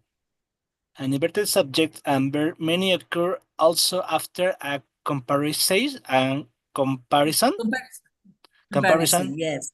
Comparison. The inversion of Comparisons. subject and verb after a comparison is optional, rather than required, and it is a Required. Rather than Like- required. required, and it is a rather formal structure. There have been a number of inverted Okay, attention there. Stop. comparisons. Memo, stop your car. Hold your Ah. horses. Memo, hold your horses. Stop. Yeah. Don't run, Memo. Just a second. I need to make a Sorry. comment in parentheses. Voy a Sorry. hacer un comentario. Hold your horses. Hold your horses. ¿Qué es? Para tu carro, Memo. Hold your horses. Sorry. Okay. Okay. Yeah. Okay. Attention. The inversion of a subject verb after a comparison is optional rather than required, but it is considered a formal structure. Entonces es opcional, si la quieres la haces, si no, no, está bien, no pasa nada, pero demuestras formalidad, formal, academic level, more elevated English in your style of speaking or writing. Cuando eres tú el que lo va a usar, tú decides, quiero usarlo formal, pues lo invierto. No, quiero hablar así normal, como ya habla normaleta. Okay, well, it's not so formal. Ya no cuido tanto de mi lenguaje. Ah, bueno, pues entonces ya no lo invierto. Entonces será una marca como de nivel académico del lenguaje. Okay? Good. Let's see. Let's continue reading, please, my dear. There have been Memo is, wake up, Memo. Can Yeah, you okay. continue? Yeah, okay.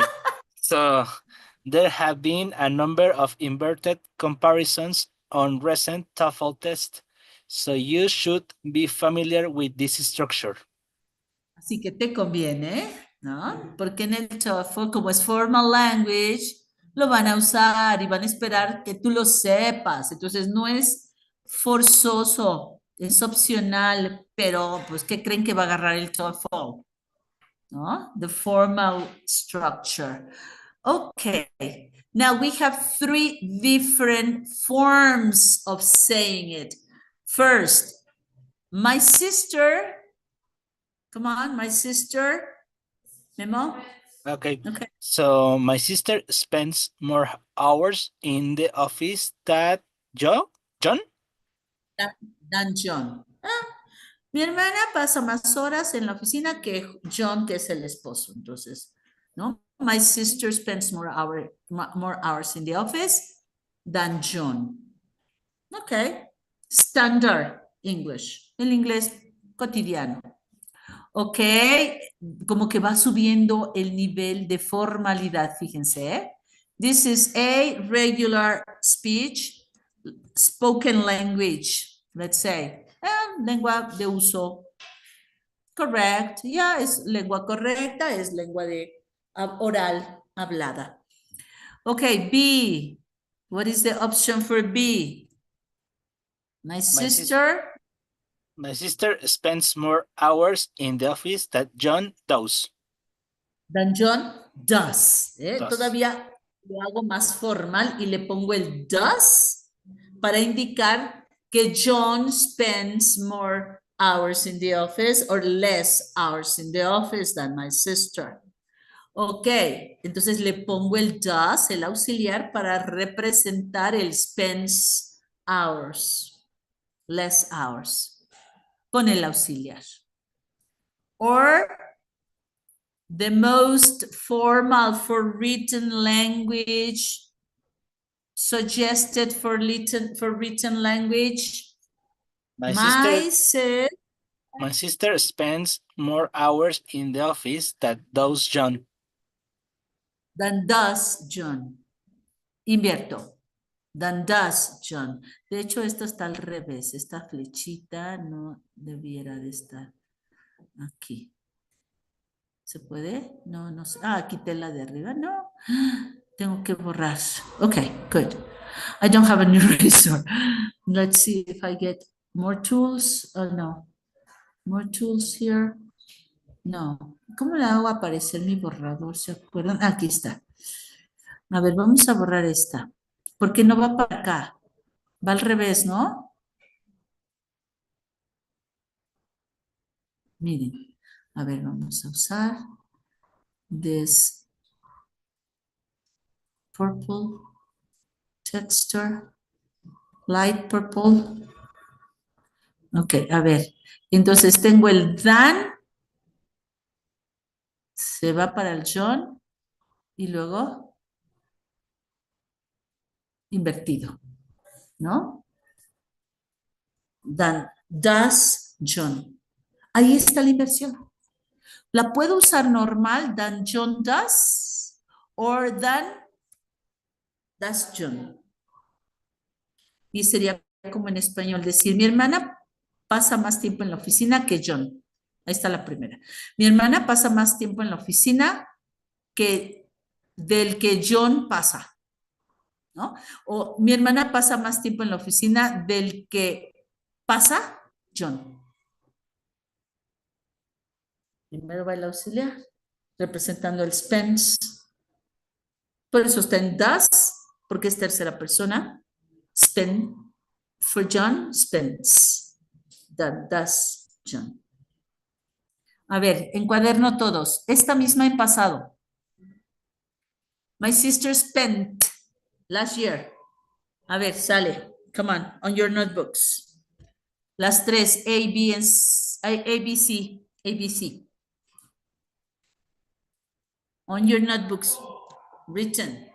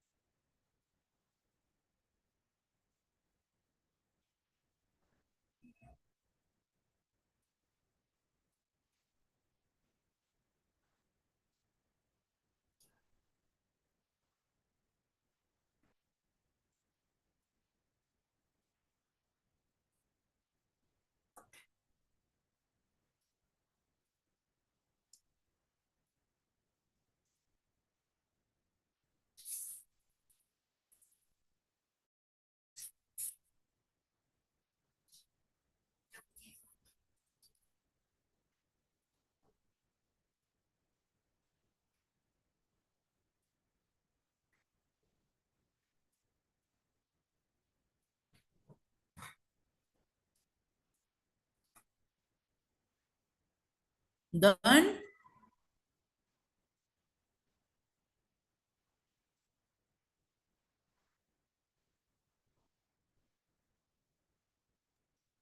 Jenny texted something. Teacher, I won't be able to catch the class by Zoom. See you next Saturday.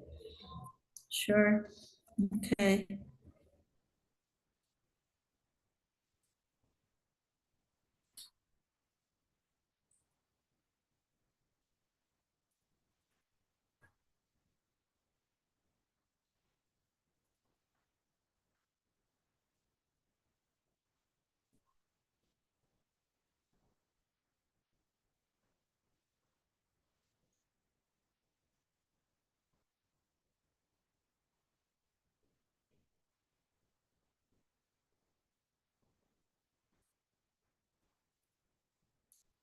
Got it? Okay. I'm gonna write it. Dictate it to me, please. Come on. Tell me. A. Okay, let's say she for me, okay? So I'll make it faster and shorter. Okay, she spends or spent in past. She spent with a T, ¿no? She spent, le pongo la T en mayúscula.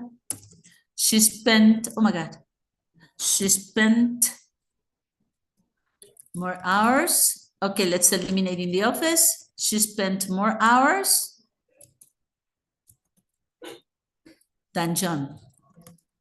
No problem there, only the verb in past. She spent more hours than John. Okay, B.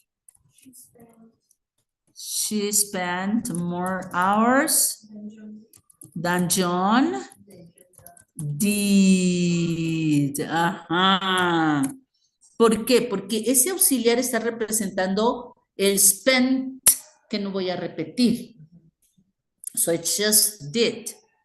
Or, see? She spent more hours than did John. O sea, aquí puedo dejarlo John did or did John. No hay como algo que me esté obligando, como en el caso del negative or el que acabamos de ver, conditional. Aquí con el comparison, there's no real necessity forcing me into the inversion except the formality of the language I want to use. Excepto porque quiero sonar más formal. ¿Ok? Y si fuera futuro, everybody spoken, come on. She will more hours than John. B, she'll spend more hours than John will. Letter C, she'll spend more hours than will John. Y si fuera presente perfecto, come on. She has spent more hours than John. B, she has spent more hours than John has.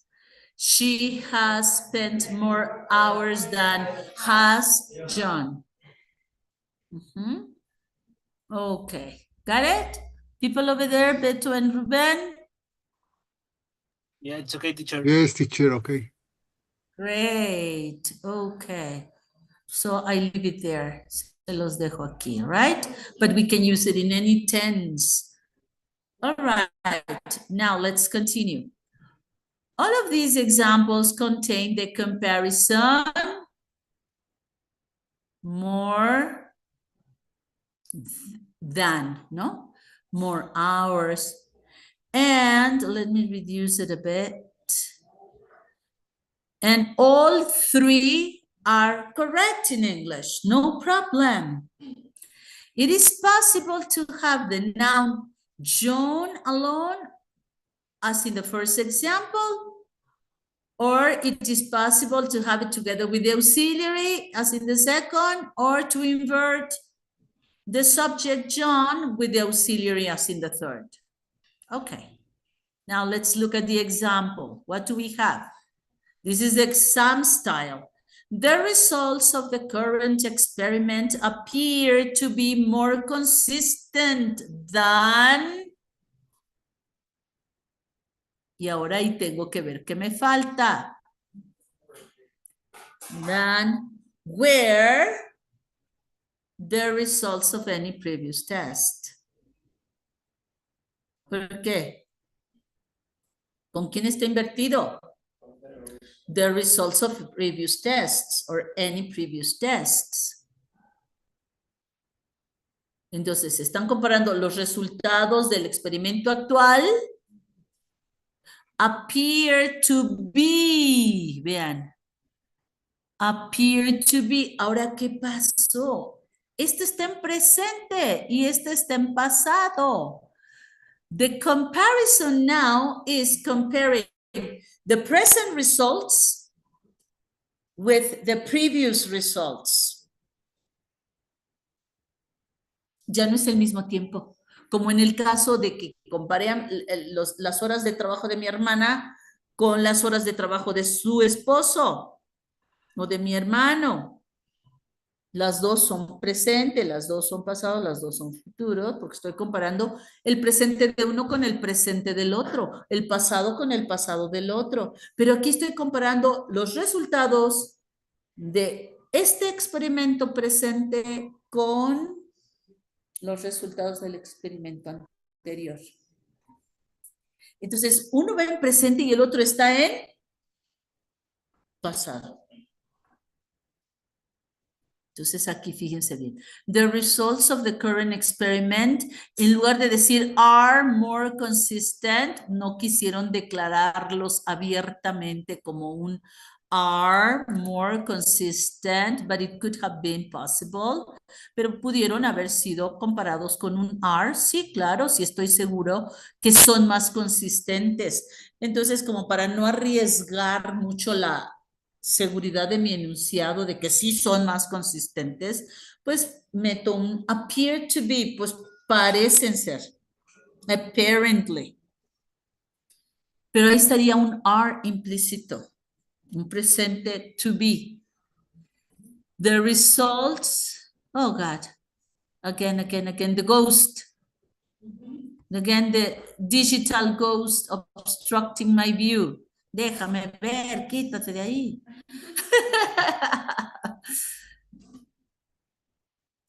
Ay, no se quiere quitar. Hace ratito al estarle picando, se quitó, pero ahora no. Oh, God. This is probably internet weak signal. Ah, yeah. Ah, yeah. Okay. So the results of the current experiment are more consistent. Fíjense, ¿eh? Entonces aquí, a ver esto.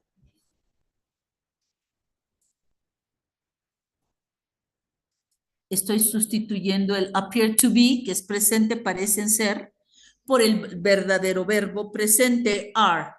So, the results of the current experiment are more consistent than were the results of any previous tests.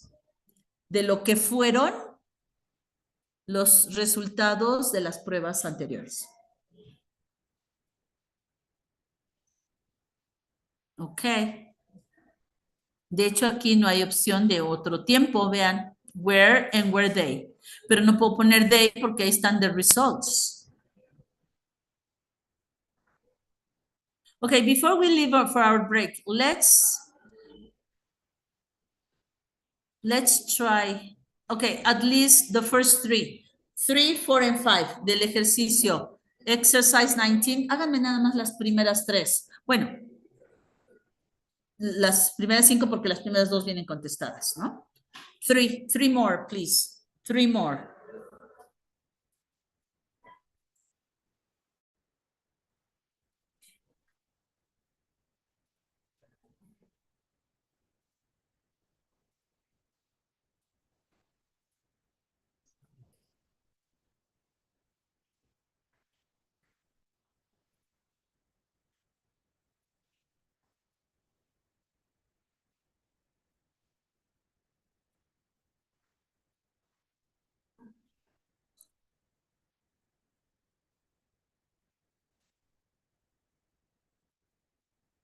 The first three. Can I dictate the correct answers? Only of the first three. 19? 19, is it 19? Exercise 19? Okay, the first three. Number 3, correct. 4, correct. And 5, incorrect. Is this 19? Yes? Okay. Okay, good. So, what about it? Okay. Number 3, the film that we saw last night at the festival, apenas viene el verbo, was far better than, comparison, any of the other films. Correct. Es la opción A. No lleva verbo, ni auxiliar, ni nada, porque nada más lleva con que lo comparo.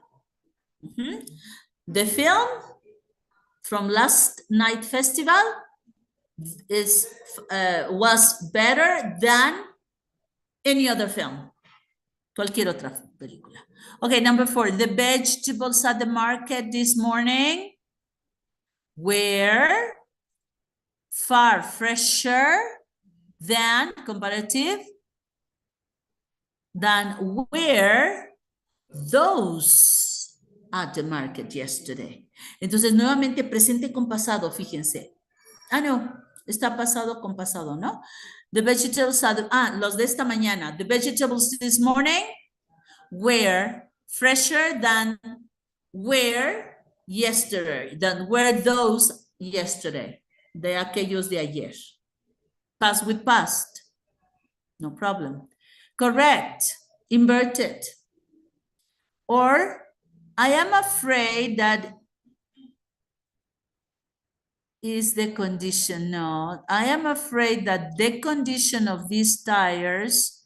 Aquí no tengo por qué invertir si apenas voy a empezar la comparación. La inversión sucede en el segundo, pero no en la primera parte. This is incorrect. I'm afraid that the condition of these tires is, porque es la condición, that the condition of these tires is bad as the condition of the others. Aquí la inversión no tiene sentido. La comparación viene hasta después de as bad as. No hay por qué invertir antes. All right? Okay. Let's go for our break, people. And we will, when you come back, you can continue answering this and we can speak a little bit more about comparison. Vean, aquí vamos a hablar un poquito más de comparativos, okay? But let's stop here for our coffee break, okay? You guys, the Thank you, teacher.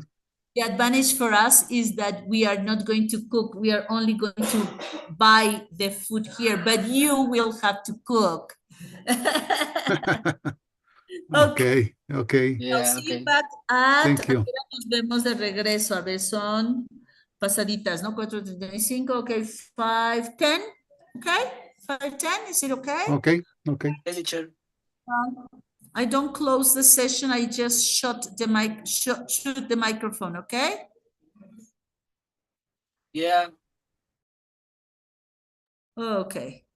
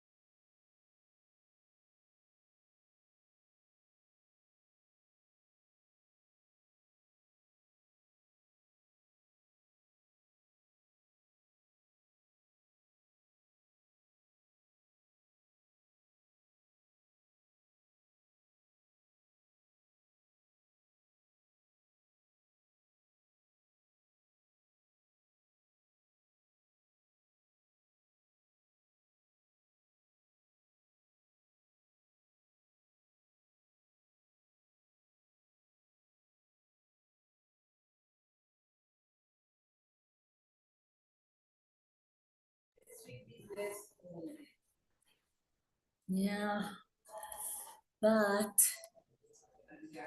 cold weather. It's tricky because it's kind of sunny. Yeah, exactly. It's gonna be warm, but no, Yeah. It happened to me last Saturday that I didn't carry my typical shawl. I think it was last Saturday. I don't know, but I said, okay, looks sunny. So the bad weather has finished. And the rainy season, maybe. yes, yeah. But the cold weather, but it was sunny today. Really sunny. Mhm. Is it? So we have weather changes? Mm. Okay, well, I do not understand the weather anymore. Butterflies, yes, yes, lots of. And when you see butterflies, means that rainy season It's gone. Ah, good. Yes, so they can fly, right? Oh, good. Hi, guys. Memo and Ruben, we're back. And we're talking about weather changes and butterflies in your stomach. I know. You know, butterflies in your stomach when you are when you are in love. Mhm. I don't think I have ever felt butterflies in my stomach, and I've been in love, of course. But I can never imagine my stomach with butterflies. But in Spanish, it is the same. Is it the same picture that we have? Yeah. Because it's curious the way we picture the things from one culture to another, but in this case, it's the same, no? Sientes mariposas en los, no, no, mariposas en el estómago, en los estómagos. El superior, inferior, lateral. Yeah. Yeah, probably when you're hungry, you really feel that. Okay. Well, let's see.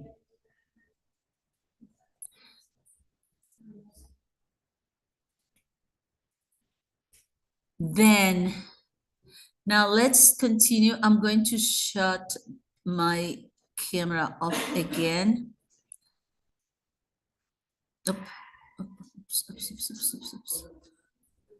Okay, and then let's look at this chart, okay? We have inverted subjects and verbs with comparisons. The subject and verb, again, may invert after a comparison, may. You see, the modal is may, the possibility exists, is not that a must, no? The following structures are both correct, both possibles. We were more prepared than other performers were. In this case, is comparing past with past. We were better prepared than other performers were. Or inverting, we were more prepared than were the other performers. Okay. Now, what do I have here? I think this section over here that you can see on the right side of my screen here. Let me move this out. Hey, what's happened to it? Oh my God, I deleted? Oh, that was just marvelous. I promise I didn't do anything. Oh God. Let me see if I have it. Control Z, is that? Redoing? Yeah. Oh God. Well, on the video, we have it. Big, with the arrow, which one? Which arrow, which arrow? Here? Left side? Oh, this one. Esta no. Arriba, izquierda, derecha, mi izquierda. Aquí hay un arrow. Junto a la de firma electrónica. La de firma electrónica es aquí. Junto. A ver, les firmo. Arriba. Esta. Sí. A ver si. No, nothing happens. Well, on the video, we can recover that. Okay, but I remember quite well what it was about. Listen, I remember that from another group, somebody asked me, in comparisons, is it possible, for example, to say, John is taller than me, or John is taller than I, or John is taller than I am, or John is taller than am I? Oh my God. And so that was such a difficult question to be answered, no? What happens when we don't have the nouns, but the pronouns? You see, it is a bit different. So let me try to just recover that from my mind. Okay. Now look, it's texting something that I don't want to have. Okay.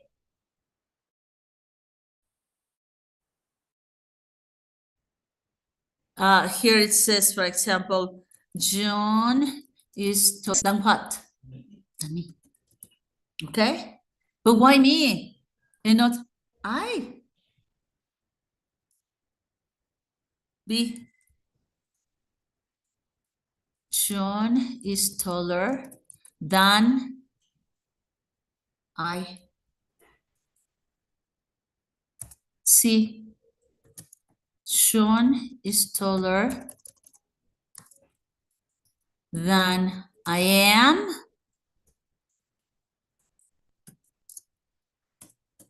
And D. John is taller than am I. That wouldn't give me 4 now, right? Instead of 3 that we had. So what happens here? You know, grammarians accept John is taller than me as a spoken style. Considering that grammatically we can sustain that John is the subject, is the verb, and from here on, we have the complement, and in the complement, you cannot say I. No, in the complement, you always say, look at I. No, look at me. So considering that grammatically, I see John is the subject, is the verb, and then the complement, me, happens to be correct grammatically in the complement. Now, John is taller than I, which is the one that we can probably match here. Than I. But then, why I if it is in the complement? No? But if I think that I have 2 sentences, John is tall and I am tall too, but he's taller than I.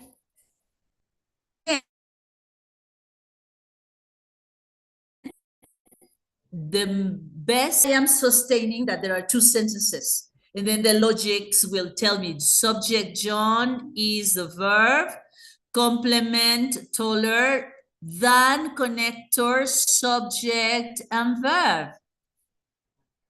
That has more sustain. So than I can be grammatically incorrect. Or than he, or than she. We would say than her. No, because of that grammar construction. And then John is taller than am I. It is correct. Considering this, I am making an inversion for formal language. So it is correct. Am I? All right. Well, this is quite strange. Search online to know more about these positions from grammarian.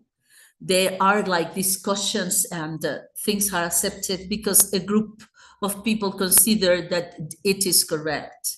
Another group considers otherwise, so that is also accepted. And as long as we listen to it, it's in use. It is in use, no? Okay, so keep that in mind.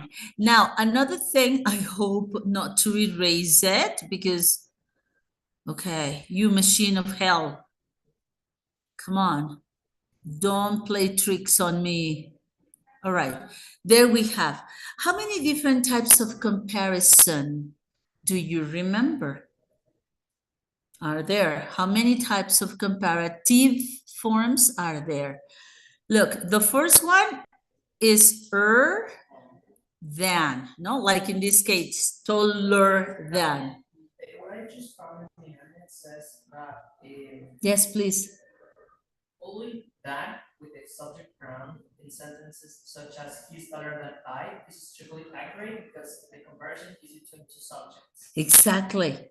That's what I tell you.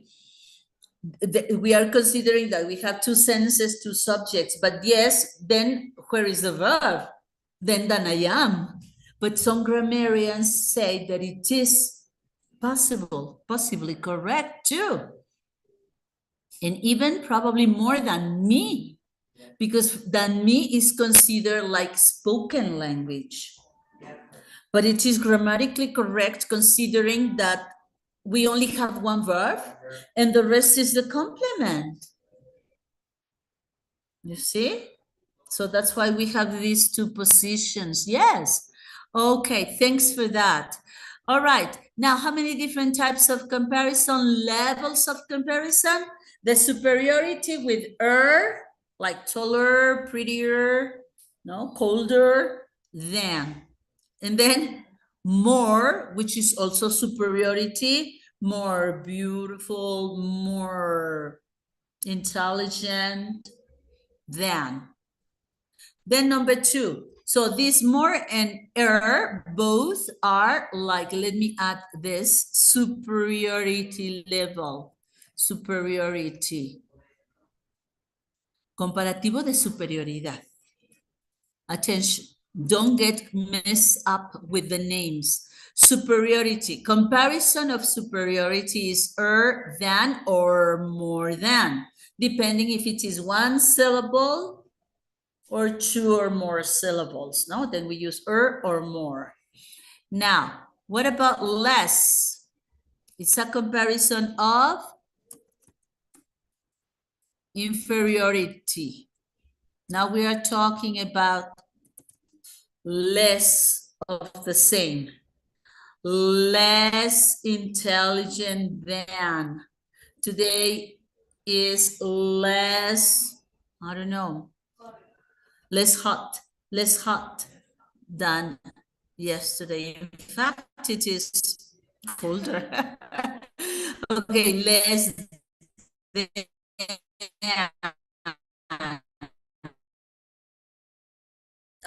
Adjectives and long adjectives, but with less, there is no classification. All take less. Okay, my father is less tall than my brother. Okay, less tall. As, that's comparative of equality. De igualdad. Ujú. As intelligent as tall as soon as. Okay, equal. Comparison of equality. And then these are expressions. Same as. No, like she looks the same as me. No?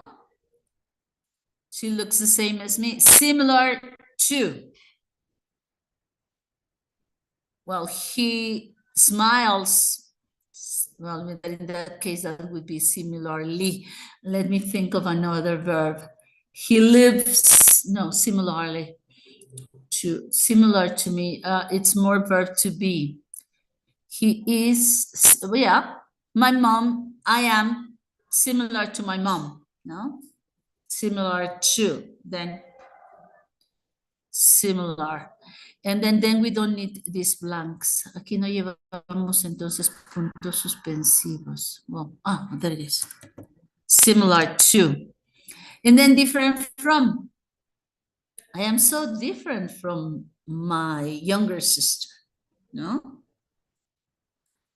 Different from, similar to, and same as. These are expressions. Right? So this is for you to remember comparisons and the prepositions that we use if we have the expressions same as, similar to, and different from. From and to are both correct for different and similar. The Different from and different to are correct. no, just different from. Okay. Always different from. And similar to, always with to.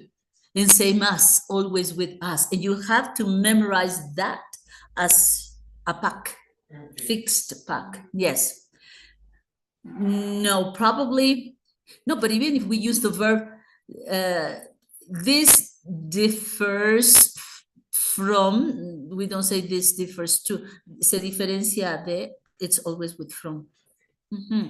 The preposition is always from. Okay, well, this was just for you to remember, okay? Then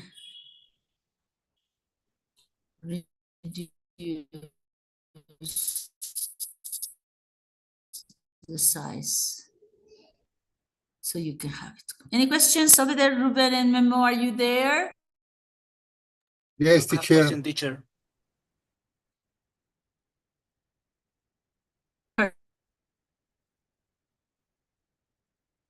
Yeah, it was Ruben here. Yes, all right. I'm here, okay, teacher. So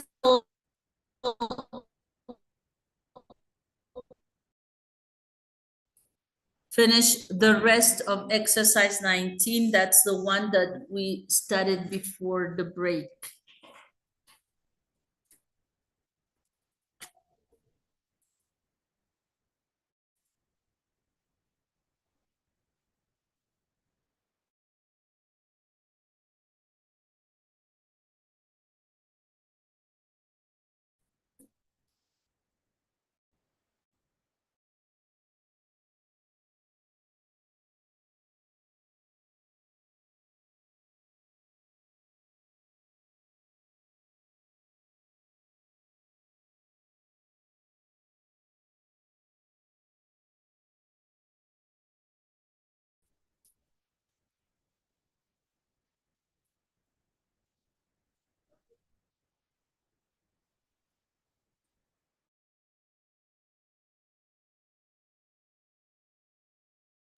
Te salió la maestra. Yes, you are the teacher now. Okay. Break. Another break. Yes, yes. Let's go to the drink. Yeah, for the coffee time. Yes.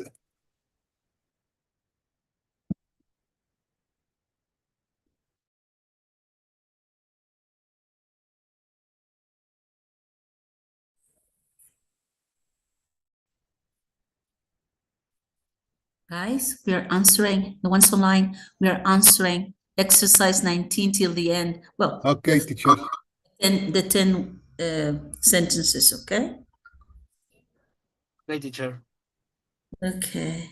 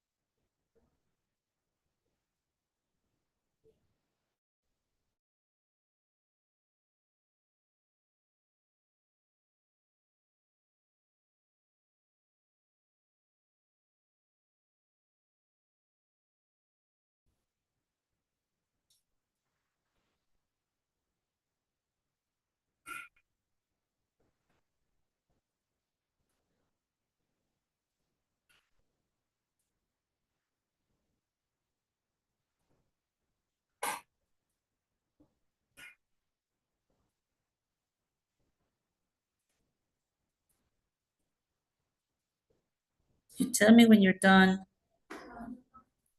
Okay. I've just received like a kind of promotion for an English play here in, I don't know where, but let me tell you, in Coyoacán. Foro Ana María Hernández in Coyoacán. It's a group of actors that frequently perform, well, famous plays normally. I haven't heard about this, but very commonly Shakespeare's and Oscar Wilde's plays in English. Yes, of course, I've been there. Shakespeare English. No. Well, yes, but adapted. I mean, not so. Yeah, he was great. Yes, not so Isabellinian. No, understandable, but in rhyme. Because you remember? Do you remember that one of the characteristics like Shakespeare's plays are that they are all in rhyme. Everything rhymes, but they keep rhymes, but they make them like simpler. Okay. Now, I don't know. I haven't watched this one, but I'm going to resend the post that I had just received. I'm going to post it, and they offer discounts to UNAM students because the cost is 300 pesos per head per capita. But if you text a message, a WhatsApp message, when you make the reservation, 50% discount. That's good, 150 pesos. And I know them. I have taken my CCH monsters to the place, and they are, good actors, a little bit overacted at sometimes, but I mean, the important thing here is the opportunity to watch the play in English. I mean, it's something that we don't see commonly here in Mexico. And at this price, it's good. But what I suggest is if you're going to the play, read or look for the summary of the play before you go, because they try to make it like kind of formal, no? So many times it's difficult to understand if you do not know the story. But if you know the story, then you can build up the plot. Okay, I'm gonna resend it. Let me send it to you. Okay, I am also gonna send it to the group in the morning. Okay, there you are, people. If you want to see the post, yeah. And if you make the reservation, they need to send you, because if you make the reservation by WhatsApp, it's because you are paying on transfer, and then you have to send the transfer receipt by WhatsApp, and then they will send you an email. They will ask you for your email, and they will send your digital ticket to you. If anything happens, tell me, because I know them. And if teacher I paid and they never sent me anything, immediately send me a photo of the information that you paid, that it was from your bank account with your name, of course, or father's, mother's name, or brother's name's account. And then I can complain, I can present my claim, okay, to them, to support you. Sí, para apoyarlos, ¿no? Porque sí llegó a suceder en alguna ocasión. Una nena del CCS me dijo, maestra, a mí nunca me mandaron mi boletín. ¿Por qué no me habías dicho? Y entonces, this is the teacher in the defense of students. So I contacted them and they sent it to her. Se lo mandaron. But you need to speak. Okay. Now then, now what? Just let me do the share. Okay, so from 6 to 10, ready? Exercise 19 from 6 to 10. Number 6 is correct. 7 correct. 8 and 9 correct. And only 10 is incorrect. How was it? Yeah? Okay. Well, any other number? Because we have already checked the first 3, I guess. But it was not from 6. It was from 4, no? No, we just said that. Yes, you're right, because they are the first 3, but after the examples. Yes. Okay. Number 6, any problem with number 6? No? Okay. Number 9? Yes, number 9. The final speaker, come on, Abril, you read it. The final speaker gave us more details than any of the previous speakers. Is this correct or incorrect? Correct. Why? We have than, had. Okay. In this case, is that had or had given. No, had. It's past perfect. It's not simple past, because if it were simple past, it would be did. Here we are comparing past. The final speaker gave us more details that had any of those previous speakers given. ¿No? De los que habían dado los demás. So this is past perfect. That's why the auxiliary that we retain in the inverted form is had. Now, if we put it in the correct place, the final speaker gave us more details than any of the previous speakers had. Yes, had or had given. Look, in parentheses, had given. It's past perfect with had, not past with did. Si fuera pasado, que yo comparara el pasado del final speaker con el pasado de other speakers, pues entonces sería did. But this is past perfect, had given. Yes?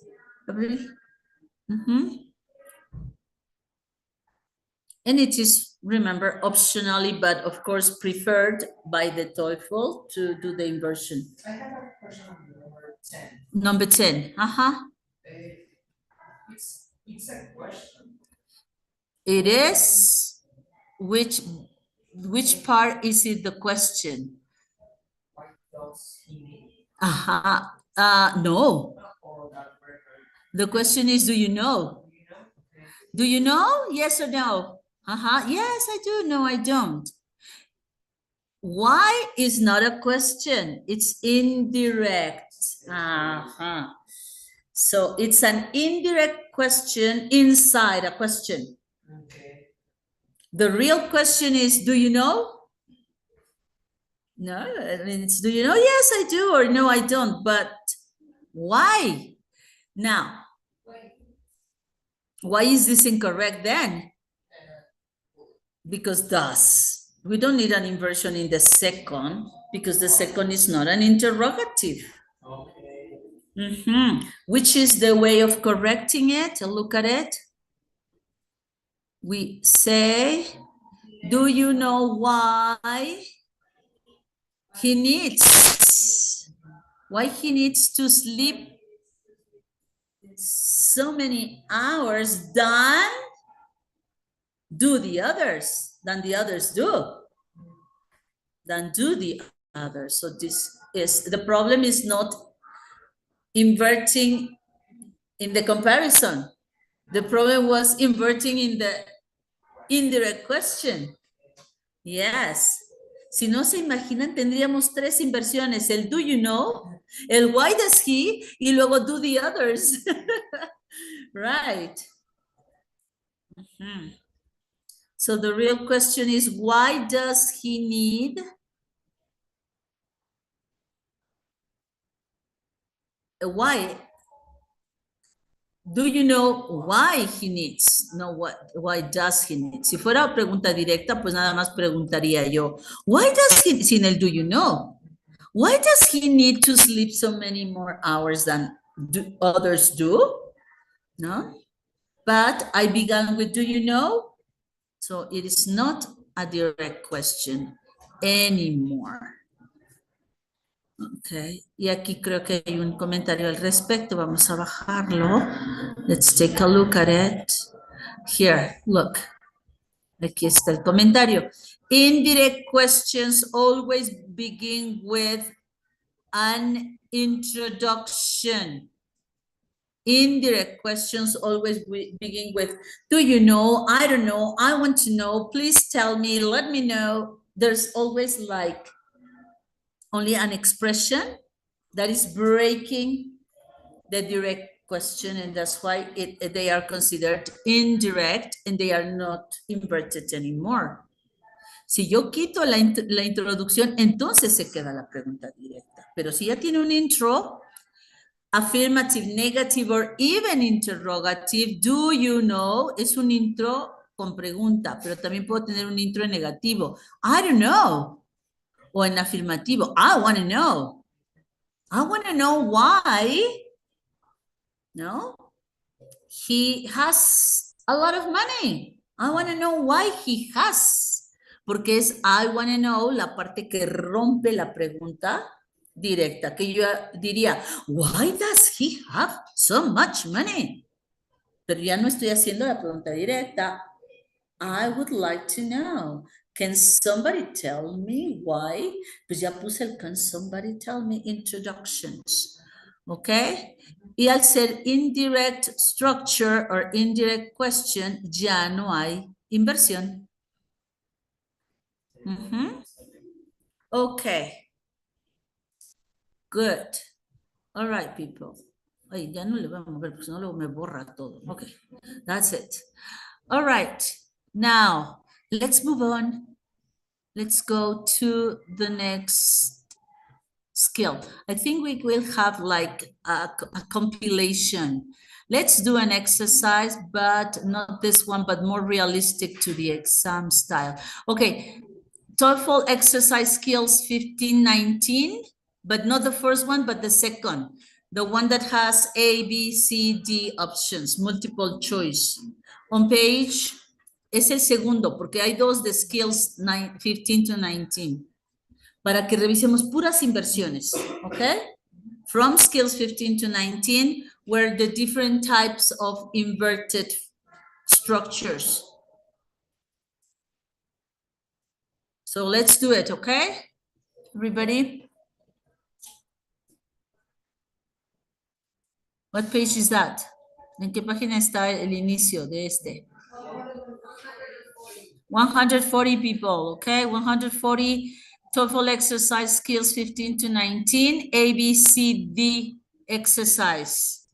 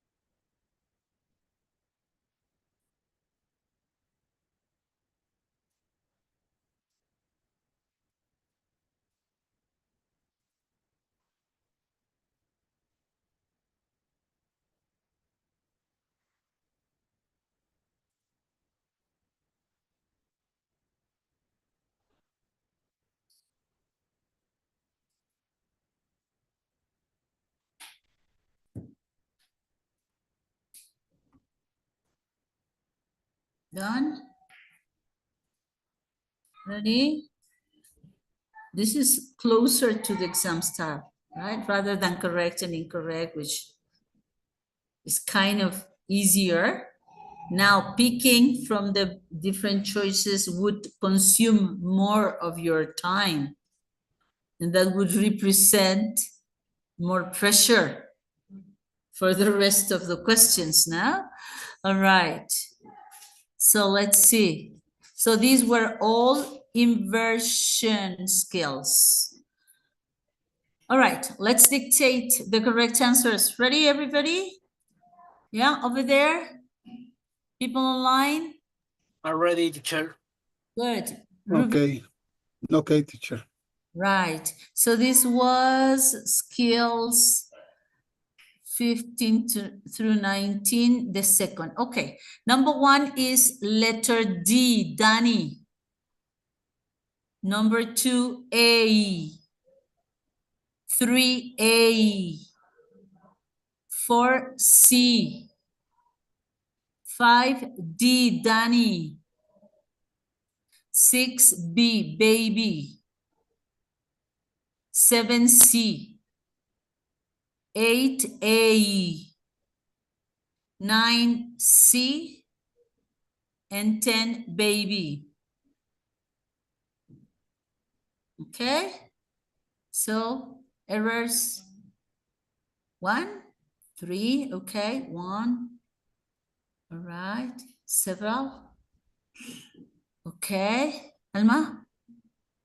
How many? 1? Good. How about there, Memo? Confess. Two. Ruben? Ruben? 3. 3. And Memo?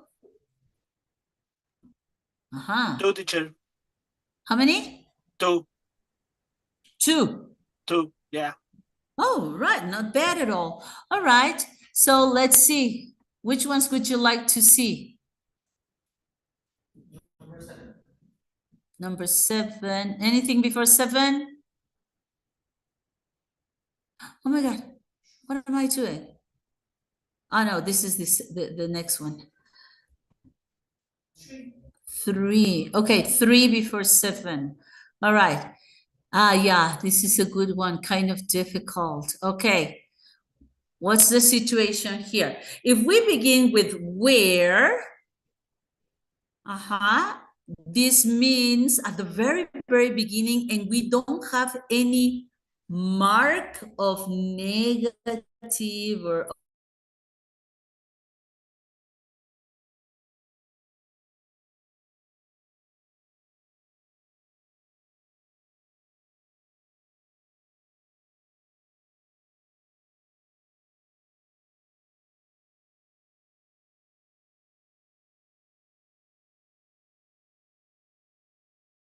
could help if you said, if something were millions of dollars each year. Okay. So where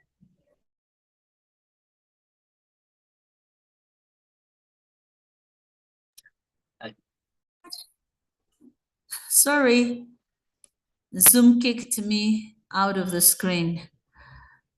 Are you listening, guys? Can you listen to us? Yes, teacher. Yeah. Sorry, I just had this outage from internet for a while. Okay, so where the correct is letter A. Where subject the U.S. Army Corps of Engineers. Okay, so all that is the subject that is inverted with where. And then the negative after the subject, which is the correct position when we have a negative and we don't have it contracted. I have it separate. So I say, were they, let's substitute engineers or corps of engineers with they. When you see such a long phrase, try to simplify it in your mind, substituting for a pronoun. ¿De quién me hablan? A ver, ¿quién es el sujeto si dice the U.S. Army Corps of Engineers? ¿De quién me habla? De los corps, de los cuerpos de ingenieros. No de los ingenieros, sino de las agrupaciones de ingenieros. No me hablan de una agrupación porque si no sería singular. So we have the U.S. Army Corps of Engineers. Is the subject they? Ellos, los cuerpos de ingenieros. So were they not spending millions of dollars each year? This means if they were not spending so much money every year, replenishing, eroding beaches, comma, the coastline would be changing even more rapidly. Conditional type 2. Imaginary present. Un presente que no existe. Si ellos no estuvieran invirtiendo tanto dinero en rellenar las playas, entonces las costas estarían cambiando muy rápidamente, ¿no? Okay.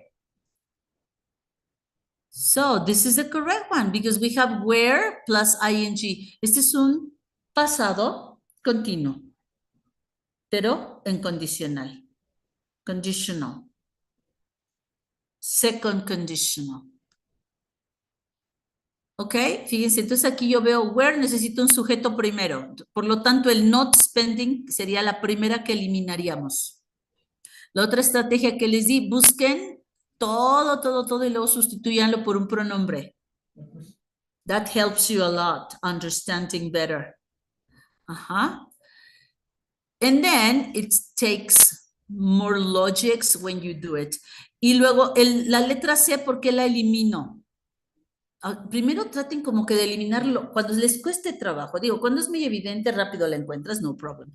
But when you see that you are having problems understanding the topic and understanding the long expressions, try to find your survival strategy, okay? So try to find and then make substitutions, reductions with pronouns. But then also see logical grammar.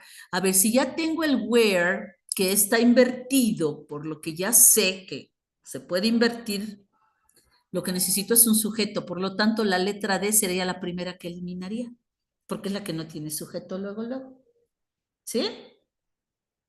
¿Por qué elimino la C, que sería la segunda? I just eliminated because it's not any ing. Exactly, because it's does. Si me aparece un auxiliar does, pues entonces estaría invertido el does, ¿no? Pero está el where. Entonces no tiene lógica porque necesitaría un verbo en ing. No un presente simple, si está en pasado, where. So I retain A and B y me quedo con A y B. Okay? This is your strategical procedure. Now, ya me quedé con las dos y ahora sí checo. Las dos tienen el not en su lugar. Ahí ya no tengo problema. El not va ahí porque son las únicas dos opciones que me quedan. Entonces, ¿en dónde radica mi diferencia? Spending, spend. Si está el where, ing. ¿Ok? So where they, the corpse, not spending, if they were not spending, blah, blah, blah. Okay, which other one? 7. Anything else before 7? Nope. Okay, 7. It says, can you read it, please, Fer, for us? And the economic background of labor legislation will not be mentioned in this course. Blank, retreated, and the correct answer is letter C, nor will trade union. The economic background of labor legislation, the legislation will not be mentioned in this course. Coma, conector, porque no hay ninguna subordinación. Necesito un coordinador, un and, un but, un or, un nor, un neither, yet. Ah, this is doctor Alberto Guillermo. ¿Eres tú, Beto? ¿Tú eres del doctor Albert Guillermo? Yeah, teacher. I am Ah, professor, doctor, and astronomic. okay. I thought they were kidding on us. Okay. Good, good. All right. So what do we have here? So we have, me doy cuenta que coordinado, no hay un when, no hay un that, no hay un which, no hay una inversión. ¿Se dan cuenta? Como con todo lo que ustedes ya saben, ahorita detectan de inmediato que es una oración principal. Y luego viene otra. Entonces necesito un conector coordinante. ¿Cuáles son? And, but, yet, so. ¿Qué otro dijimos? No, or, nor, or neither.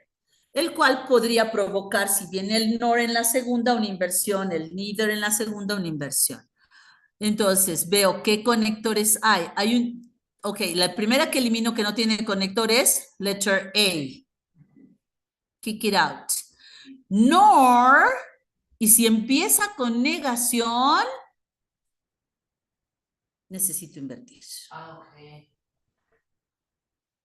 Si empieza la segunda oración con una negación, es como si tuviera un punto final después de course y yo hubiera empezado con una negación al principio de la segunda oración. ¿Dónde está la inversión? That's very evident. Nor will trade unionism. What is unionism in Spanish? Sindicalismo. Ajá. Sindicalismo. Union es sindicato.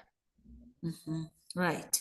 Unionism. So, the economic background of labor legislation will not be mentioned in this course. Y ahí está, podría poner un punto.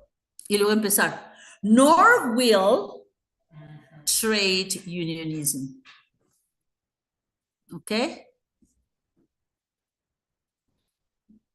Okay. Any other number? Entonces, esta fue inversión por negative. ¿No? Negative mark. Noten que no siempre vienen al principio en la primera oración. En este caso viene al principio de la segunda oración. Pero sigue estando la inversión. Okay. Any other number? No? Speak now or remain silent forever? No? Okay. So let's move ahead. You can do this exercise skills 1 through 19 for homework, okay? And correct yourselves. And if you have questions, you ask me next class. Cuando ustedes hagan algo ya por su cuenta y quieran revisar, pídanlo, okay? All right, so let's move ahead because time is really, yeah, flying away from our hands, escaping. Ay, a ver, tú, déjame ver. ¿Ya se acabó? Yes. Yes. Now we are going into written expression. Yay, we're done with one more. We've finished reading strategies. We've finished structure. We still have listening pending and written expression. Okay, so let's do it. Okay, so let me open. Hey, yeah. All right, guys, let me see. Ah, ok. Le digo que sí me lo guarde. Y, ok. ¿Les obstruye cuando ya traigo de las indicaciones de otros grupos? Porque ya contestamos, ¿verdad? Lo que pasa es que eso me gusta guardarlo porque en cada grupo luego salen comentarios y voy agregando más cosas. Yes. Okay, so let me see this. Yes, okay. Y mientras esto sucede,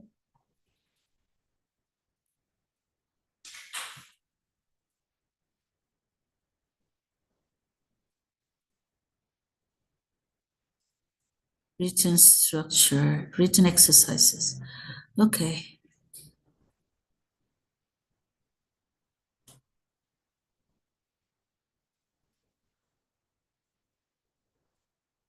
Wait, espero que funcione. Okay, I don't know what I'm doing. Algo estoy haciendo mal que no me deja entrar acá. Oh God, what am I doing? A ver, me voy de este lado. Tampoco. Okay. Voy a dejar de compartir. Okay, I want to stop sharing. And I'm gonna reshare. Okay. Ay, pero esto no era lo que yo quería compartir. Okay, just a second. God. Okay, just a second, okay. Aquí.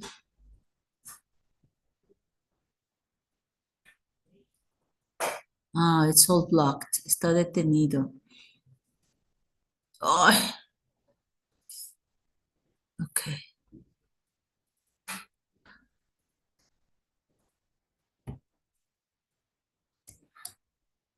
There we are. Okay. Written expression questions. Aquí ya habíamos hecho algunas. We had tried. Yes.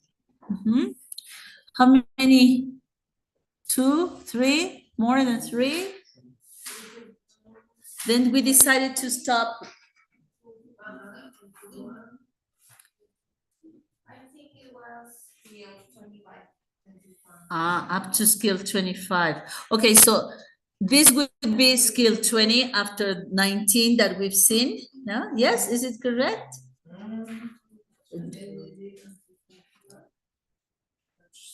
Okay, let's go through them, okay, very quickly. Skill 20.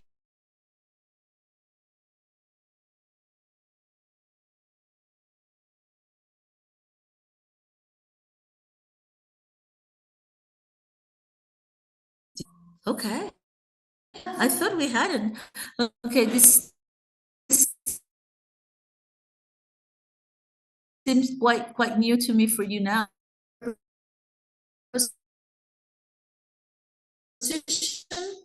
And then complementing, determining a noun. So we have the key to the doors. What am I talking about? The key or the door? Singular.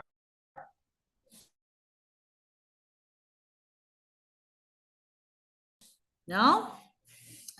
Agree after the prepositional phrase in the subject. So the subject, noun, and a prepositional phrase that is making it longer. And this length is pushing the verb farther. And this distance may make us confused because the preposition phrase may have other nouns that are not the main nouns. So here again, we are dealing with recognizing nouns and the main noun. Okay, let's just remember, what's a prepositional phrase? It's a group of words that begin with a preposition. But very important, a prepositional phrase, wait, it is not, a prepositional phrase must always have a noun. Siempre va a llevar un sustantivo. A prepositional phrase itself, ella solita, ella misma, has a noun, which is like a secondary noun. Es un sustantivo, pero como secundario o complementario. ¿Por qué? Porque antes del prepositional phrase there may be, or must be, another noun, which is the primary noun. A ver, fíjense bien. I need a noun in order to have a subject. To have a subject, okay? And this is the key, la llave. The key is, for example, I say the key is in the drawer. La llave está en el cajón. Obviously, I assume that you know what key I am talking about, okay? So I say the key is in the drawer. Pues busca la llave. The key is in the drawer. Ve y busca la llave, ¿no? The key is in the drawer. Pero si no sé de qué llave me estás hablando. ¿Pero la llave de qué o para qué? Ah, the key to the doors. O sea que una llave para abrir varias puertas. Oh, I would like to have that at my mom's house. Porque como San Pedro, el bonchón de llaves no es esto. Ay, te traigo prisa y tengo que abrir 20,000. Oh my God. Yeah, this would be great. The key to the doors. Fíjense, entonces es una llave para abrir puertas. Master key. ¿Ok? Entonces, fíjense cómo hay dos usos. Hablo de una llave y hablo de varias puertas. Tengo dos sustantivos. Uno es el principal de primary, que es the main, el principal. ¿De qué hablo? Pues de la llave. Y el de doors, que también es sustantivo doors, pues es secundario porque no hablo de las puertas. Pero el decir de las me está ayudando a definir a la llave. ¿Se dan cuenta? Lo que hace es fungir como adjetivo del sustantivo principal. It's telling me which key, the master. Pero en lugar de decir the master key, digo the key to the doors. En lugar de usar el adjetivo master, voy por la prepositional phrase. Okay? Itself has a secondary noun. Okay? Entonces, ¿de quién hablo? Is in the drawer. La llave está en el cajón. No voy a buscar varias llaves, solo una. This is important because when we use prepositional phrases, we are pushing the verb separate from the main noun, and means we can contaminate ourselves prepositional expressions in the middle. Sometimes we can have more than one prepositional phrase. We can have 2 or 3. Oh my God, then it's going to be, this is like the typical song, like gato que se comió, ¿no? El ratón que comió el cordón de la llave de la puerta del castillo de Chapultepec. ¿De quién hablo? So this is prepositional phrases. Okay. Then this was the first. Now make verbs agree with the noun, with the subject, after prepositional phrases. Aunque haya estas en medio, sigo hablando del mismo noun, primary noun. All right.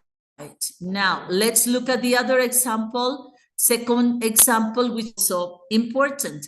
The keys, in plural, the keys to the door is or are in the drawer. What do you say? Are. I'm talking about the keys. 2 or 3 to 1 door, which is usually what we have on the main door of our houses or apartments. ¿Cuántas llaves tienen ustedes para entrar a su casa? 3. Okay. 2. My son has 4. Oh my God, that's crazy. Llega y chuc, chuc, chuc, chuc, chuc, chuc, y luego chuc, chuc, chuc, y luego chuc, chuc. Oh my. 4 keys to open a single door. Now it's the opposite. You see? What are we talking about? The keys or the door? The keys. So what is the correct conjugation of the verb? The keys what? Are. Aunque tenga el door que esté en singular en adelantito. Esto es lo que los contamina. Ver que tenemos algo muy cercano como la puerta y entonces dices, está correcta. The keys to the door is, está muy bien. ¿Por qué? Porque door es singular y el is también sí, pero el door es secundario. No hablo de la puerta. Hablo de las llaves. To the door is a prepositional phrase. It's a complement to the main noun. Got it? Okay. So this is the error. So this was the first skill. Esta fue la primera, que no estaba tan dificilona, solo prestar atención. And I think we did this. Esto lo hicimos. Entonces, solamente ver que coincidan el agreement, which is la concordancia, decimos en español, que concuerde el sujeto con la conjugación verbal. Okay, 21. Make verbs agree after expressions of quantity. We continue talking about agreement. Subject with the verb agree in singular or in plural. Okay, now what was this? This agreement problem occurs when the subject is an expression of quantity, such as all, most, some, followed by the preposition of. So we have an expression of quantity and then a prepositional phrase. In this situation, the subject almost or some can be singular or plural, depending on what follows the preposition of. Como que está al revés de lo que acabamos de ver. El prepositional phrase after the noun is not important. It's only complementary. But here, when we have in the subject a quantifier, then we are not taking it as the main word. Ya no, porque es una cantidad y en realidad el conteo no me importa, me importa lo que cuento. Ajá, entonces no importa si son muchos, pero ¿mucho qué? Entonces aquí vamos a ver, el sustantivo secundario va a pasar a ser primario, porque en realidad no hay un sustantivo principal. Lo que hay es un cuantificador. All, pues es más cuantificador que sustantivo, el nombre de algo. ¿A poco algo se llama todos? Pues pudiera ser, ¿no? Cuando decimos all are happy, pues sí, pero all what? Pero todo qué o todos quiénes, ¿no? So it's a little incomplete. Okay, so all of the book,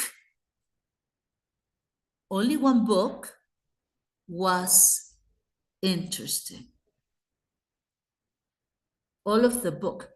Todo lo que traía el libro, o sea, el libro was interesting. So the main noun is now in the prepositional phrase. Por eso les digo que es como opuesto. El prepositional phrase en la anterior, su sustantivo es secundario. El principal viene antes. Pero aquí no hay sustantivo principal. Por lo tanto, el secundario como que toma su lugar. ¿Sí? Entonces, tanto puedo decir all of the book como all of the books. Yes or no? Tanto puede ser singular el libro, plural los libros, como puede ser all of the information which is uncountable. Y el quantifier is the same. El cuantificador no está marcando ninguna diferencia. Justo la diferencia lo está marcando el prepositional phrase. Entonces, toma esa responsabilidad para que la conjugación concuerde con el sustantivo de la preposición. Got it? For the uncountable, Yes. we use the singular. for Yes. the verb, okay. When it is uncountable, we always take it as singular, aunque puede no ser singular, puesto que no lo puedo contar. Entonces, toma función de singular, pero no lo es. Okay, yes, uncountable nouns are always considered as singular, but they are not singular. Si fueran, ¿cómo sé que no son singulares? Porque no los puedo contar. No puedo decir una información, dos informaciones. Digo, igual en español sí lo usamos, pero en inglés no se puede. Ahí es donde me doy cuenta que no se puede contar, aunque parezca singular. No lo es. Aquí yo podría contar a book, two books, three books. Pues estos sí son contables singular y plural. Pero esta, I can't. All right, that's the key to distinguish. All right, entonces ahí está, ¿no? Books singular, books plural, information uncountable as singular, como si fuera singular. All right, so what is it? No importa si es almost, some, have, what else? Have a few, algunos, ¿no? Few. Then we have the prepositional phrase with the real object, and that is going to match with the verb. The conjugation will correspond directly in the prepositional phrase noun to the verb. It says, when an expression of quantity is the subject, the verb agrees with the object of preposition. Con el objeto de preposición. Ahí complementenle. With the object of, el objeto de preposición. Object of preposition. ¿Por qué? Porque está después. With the object of preposition. All right? Yes, people over there? Ruben, Memo? Yes, teacher. Yeah, okay, teacher. Yes, okay. We are getting here like ice pops. Ya parecemos paletitas de hielo. If you see blue, our faces in blue when we say goodbye, you will know why. Okay. We did that. Ese también lo hicimos. ¿Sí? Por aquí tengo marcada la número 3, por ejemplo. All of the students in class. Fíjense, aquí hay dos preposiciones. Vean la número 3. ¿Ok? This is an exercise from the past that we did. But I want you to focus on this. All es cantidad de inmediato. Entonces me voy a la prepositional phrase. No me deja. Ok. So I take prepositional phrase.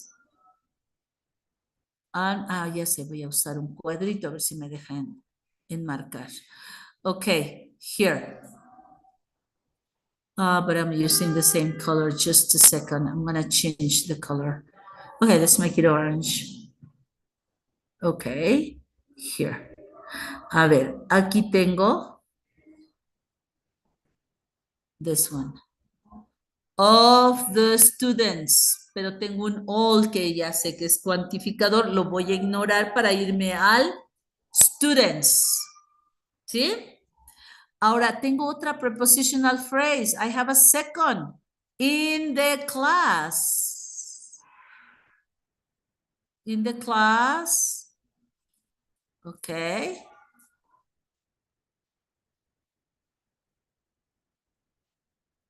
In the class, prepositional phrase. Oh, God.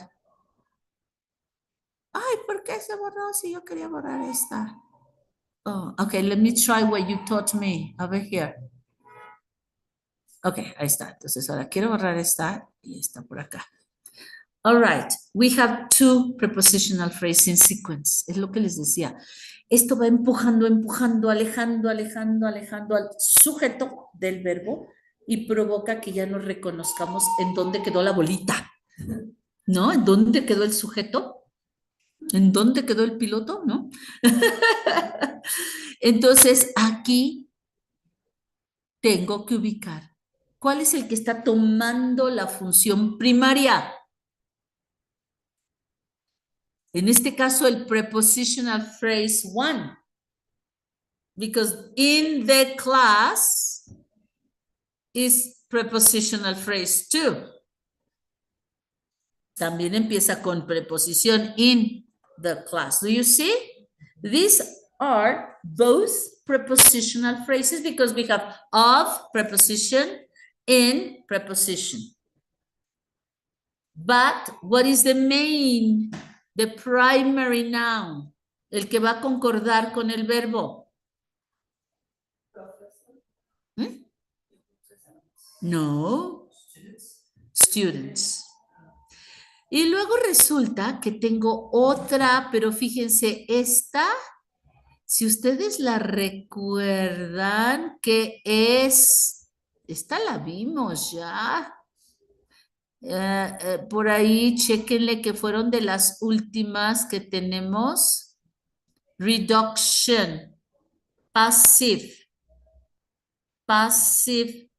reduction of adjective clauses, una cláusula adjetiva en reducción. A ver, en su lista que me hicieron, su lista de strategies de structure, ¿en qué estrategia me hablan de cláusulas adjetivas en reducción?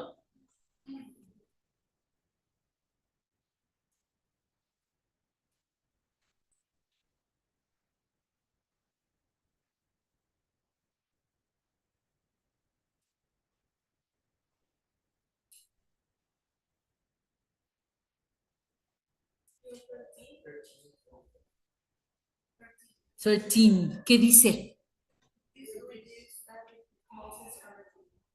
Ajá, you can reduce adjective clauses. O sea, le quito el which o el that. ¿Y qué más? Quito el sujeto. Y si es voz pasiva, quito to be. Por eso es reducción, porque le voy mochando. Quito el conector, quito el sujeto. Y si hay verbo to be, lo quito. Y esta es pasiva, porque es que la clase era dada o enseñada por el profesor fulano de tal. El by me ayuda a saber que es una voz pasiva, pero en reducción. A ver, vamos a reconstruir tantito esta nada más, por favor, para recordar estas adjetivas en reducción. Yo aquí diría the class, la clase. Bueno, ya sabemos que hay algo antes, ¿no? Pero ahorita nada más me concentro en donde está la forma pasiva. Puntos suspensivos antes y luego dijimos the class which was taught, que era dada o enseñada, which was taught by Professor fulanito de tal, ¿no? By Professor Roberts.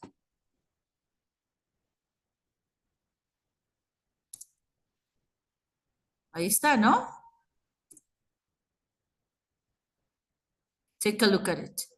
I am talking about all of the students in the class which was taught by Professor Roberts. ¿Se fijaron cómo la fuimos alejando? Hay 3 frases, 2 preposicionales y una reducción. Una adjective clause reducted. ¿Por qué reducted? Porque quité which, vamos a poner paréntesis, quité was, fíjense, voy poniendo paréntesis cada palabra que quito. Was, y en este caso, como es voz pasiva, ¿verdad? Pues ya nada más se queda el verbo en su participio. Ya de por sí no venía el sujeto porque está el which, ¿no? Entonces, ¿qué me quedó? The class taught by Professor Roberts.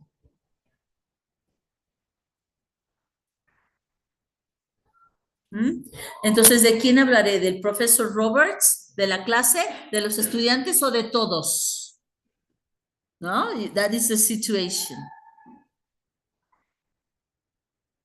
Who is like the primary noun to have concordance with the real verb. ¿A dónde está el verbo aquí? ¿Cuál es el verbo en realidad de la oración? Is required. Porque todo lo que está para atrás, ¿qué es? Subject, ¿no? Es el sujeto de lo que es requerido. ¿Qué se requiere? ¿O qué fue requerido? Ajá. To turn in their term papers next Monday. ¿Pero a quién les fue requerido? ¿Al profesor le pidieron que entregara su examen final? No. ¿A la clase? No. The students. Por lo tanto, este is, ¿qué está correcto? ¿Cómo lo tuvimos? ¿Como correcto o incorrecto? ¿Por qué lo habíamos hecho? Incorrect. ¿Por qué? Aquí no hicimos nada. No le pusimos la corrección. A ver, ¿cuál sería la corrección? Hagan de cuenta que si está el quantity all, el que voy a usar es students, nada más. Ignoro todo lo demás que son complementos del students y voy por are required, son requeridos para to turn in, para entregar, to turn in their. También ahí te das cuenta de quién habla. De ellos, their term papers, que son como sus exámenes finales. Siempre un term paper es pues el tipo de trabajo que te hayan pedido para terminar el curso. Ajá. On Monday. Ahí está. Pero si ustedes se dan cuenta, la pueden tomar por buena si hablan de que el profesor Roberts, que es el que está más cercano al verbo, is required. Pero a él no le piden que entregue su trabajo final. It is the students, so are required.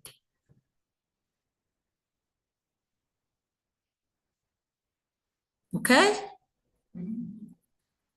A ver, la 4, para poder seguir revisando.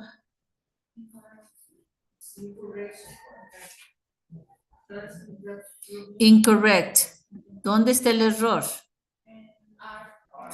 ¿De qué habló? Pero en realidad el have no toma importancia, sino el adjetivo que viene después de la preposición. O sea, food uncountable. Este es no contable. No importa que la sirvan y quién la sirvan y a quién se la sirvan, etcétera, etcétera. Lo que importa es mi verbo. What is the conjugation for the subject food? Is. Still in the refrigerator. ¿Qué es lo que está en el refrigerador? ¿Los invitados? ¿Los echaron al refrigerador mientras esperar? ¿O nosotros, we are serving the food? Entonces aquí me doy cuenta que este sí está incorrecta. Pero vean cómo otra vez me fueron empujando el sujeto con tanta descripción. Aquí, ¿cuántas partes hay? Aquí arriba hubo el all con 1, 2, 3 partículas, 3 expresiones. ¿Cuántas hay en la de abajo?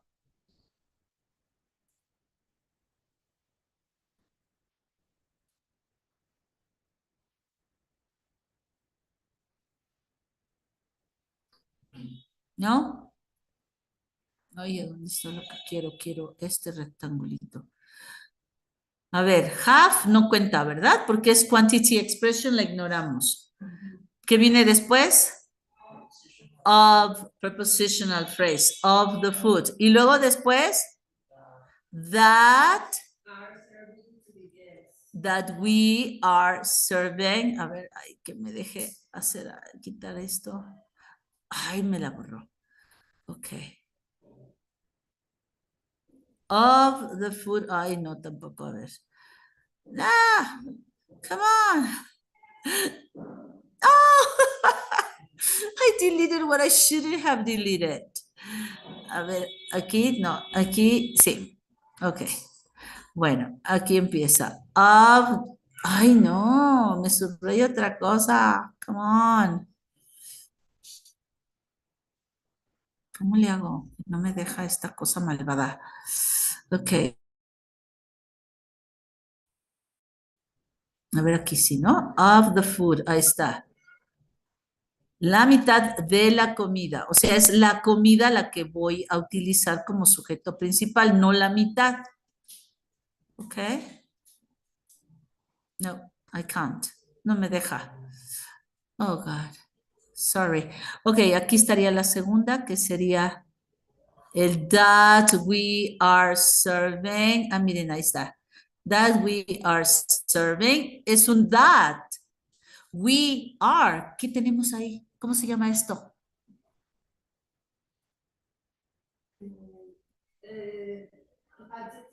Yes, my dear, an adjective clause. ¿A quién está calificando? Si es adjetivo, está calificando a la comida. ¿Qué comida? La que estamos sirviendo.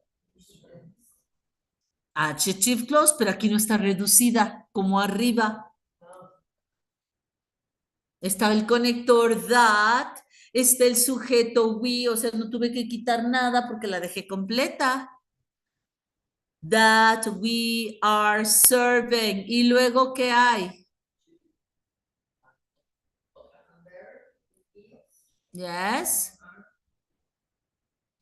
To the guests. Oh, my God, come on.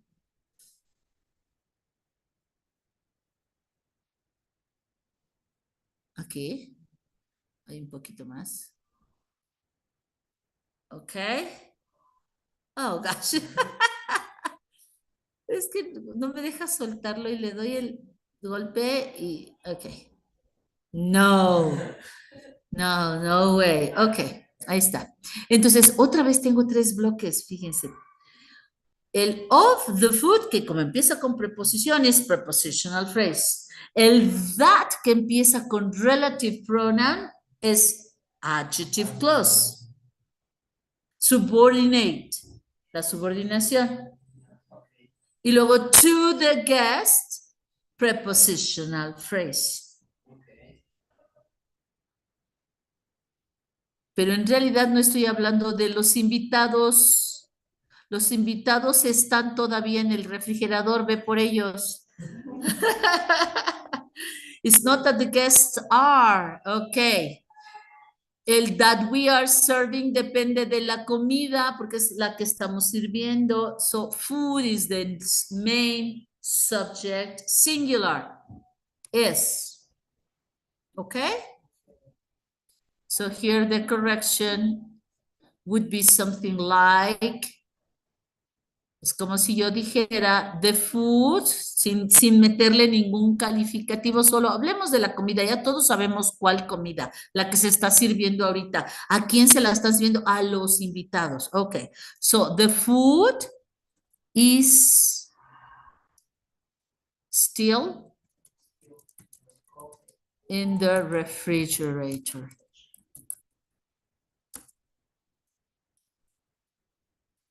La comida está todavía en el refrigerador. Es. Por eso este está mal. Solo que me importa es cuál de todos es la palabra principal del sujeto. Food is. Y en este caso, how, ¿qué sería? ¿Cuál? All. Half, no, Half. Quantifier. Es como un adjetivo, fíjate. De hecho, está tomado como un adjetivo en posición como de sustantivo, pero en realidad no lo es. Por eso le cede su lugar al sustantivo inmediato. Porque decir la mitad. Pues en realidad digo la mitad de qué, la mitad de alumnos. Entonces, ¿de qué hablo? Pues de los alumnos. Pero los estoy viendo cuantificados, ¿no? Entonces, sí, por eso no está tomado como un sujeto real, sino lo que en realidad está siendo contado.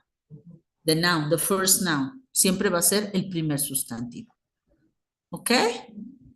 All right, people? Over there, Memo and Ruben, are you still awake? I can Yes, listen. teacher. Okay. I was Sí. over listening a little snoring. Okay, good. Okay, so this was 21. Esta ya la repasamos, entonces ya no seguimos, ¿eh? Me paso a la 22. Entonces, aquí cuando hay los cuantificadores, tomo en cuenta el primero, no importa cuántas descripciones vengan después. Y ese es el que va a concordar con el verbo que haya quedado hasta por allá. ¿Ok? Now, 22. Ahora volvemos a los inverted. Make inverted verbs agree. Cuando un verbo viene invertido, por las razones que ya aprendimos, pues debe de concordar con su sujeto. Ok, aquí te dice, miren, ¿qué skills las vimos? Miren, dicen, we have seen that sometimes in English, the subject comes before the verb. Vemos que hay una inversión del sujeto con el verbo. This can occur after question words, que fue el skill 15. After place expressions, that was skill 16. After negative and almost negative expressions, that was skill 17. And after conditionals, que ya las vimos con should, were, and had. Ok, after skill 18. Ahora sí ya nos suena más lógico, ¿no? Más consecuencia. Ok, ¿qué pasa con esto? Ok, and after comparisons, que también las acabamos de ver, in skill 19. Fíjense cuántas vimos de inversión. 15, 16, 17, 18, 19. 5 different types of inverted subjects in English. It can be difficult when we have these situations. It can be difficult to locate them, to locate the subject. Me puede quedar por ahí que el sujeto no lo encuentro. And it can therefore be a problem to make them agree.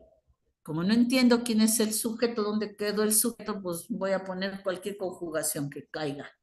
That's the problem. Ok, fíjense bien. Behind the house. Was the bicycles I wanted? Porque tengo house cercano, pues digo was. Behind the house was. Ah, pues sí suena re bien porque house es singular. Was is singular. This is a place inversion. Es una inversión porque empecé por lugar. ¿Se acuerdan? Usually with a prepositional phrase. Y esta también es una frase preposicional. ¿Por qué? Porque empieza con preposition. Behind, next to the house, in the house, behind the house. Pero son preposiciones. Behind the house was the bicycles. ¿Qué es lo que invertí?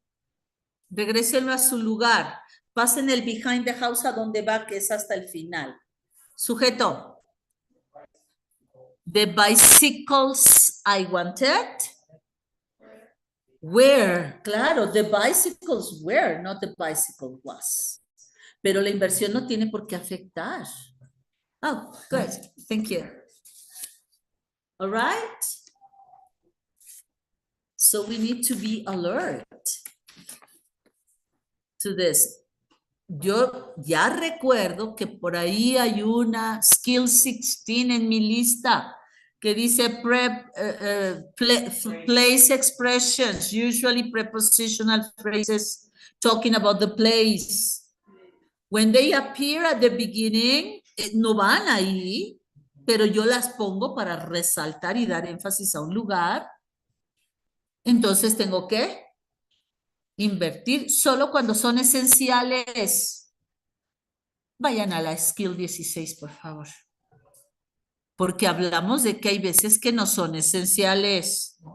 ¿Se acuerdan de eso? Essential to the meaning. Como que dijimos casi como que son los únicos complementos que hay. Es el único complemento, no hay más. Vayan al Skill 16. ¿Qué dice? Ajá. Y luego.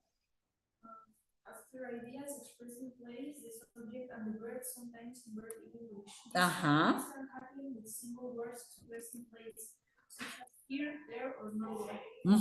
También a veces usamos adverbios. Here, there, nowhere. Que también van a provocar esa inversión porque estoy empezando por where. Exacto. Where, here. Where, there. Where, nowhere. O where, behind the house. Entonces, son expresiones del lugar y estamos empezando por ellas. Como son esenciales, se invierte. Por ahí abajo viene cuando dice que si son esenciales o no. Debe de venir por ahí en el cuadrito. Ok, hasta ahí vamos bien, ¿no? Estoy empezando en lugar de por el sujeto, por un complemento del lugar. It says when a place expression at the front of the sentence is necessary to complete, the subject and the verb that follow are subject and the verb that follow are verb. So in the example says in the classroom were some old desks, and in the classroom I studied very hard. Exactly. A ver, díctemelas y aquí se las voy a poner de recordatorio. A ver, ahí venían el ejemplo de la esencial y de la no esencial. A ver, dice. In the classroom. In the classroom. Were some old desks. Were some. Old desks. Some what? Old desks. Ajá. Fíjense, aquí es esencial y por eso invierto el where antes del desks, que es el sujeto. A ver, regresémosla a su lugar para darnos cuenta que es lo correcto, pero que yo decidí invertir por énfasis. Casi siempre es un énfasis para enfatizar dónde, para que me entiendas dónde están. In the classroom. Were some old desks. Okay, this is essential complement. Es un complemento esencial a la oración. Regresémosla a su lugar. Regrésenme el complemento en su lugar. ¿A dónde va? Primero es el sujeto. Some old desks Where? In the classroom. Como que casi siempre, ¿eh? No, no es una regla 100%, pero digamos que en un 85-90%, casi siempre son esenciales porque es su sujeto, el verbo y el complemento luego. Y como que es el único complemento. Entonces, cuando yo lo volteo, no puedo dejar el verbo solo sin complemento. Lo tengo que poner pegado. Ajá, entonces por eso es la inversión. A ver, ahora tenemos otro ejemplo que es non-essential.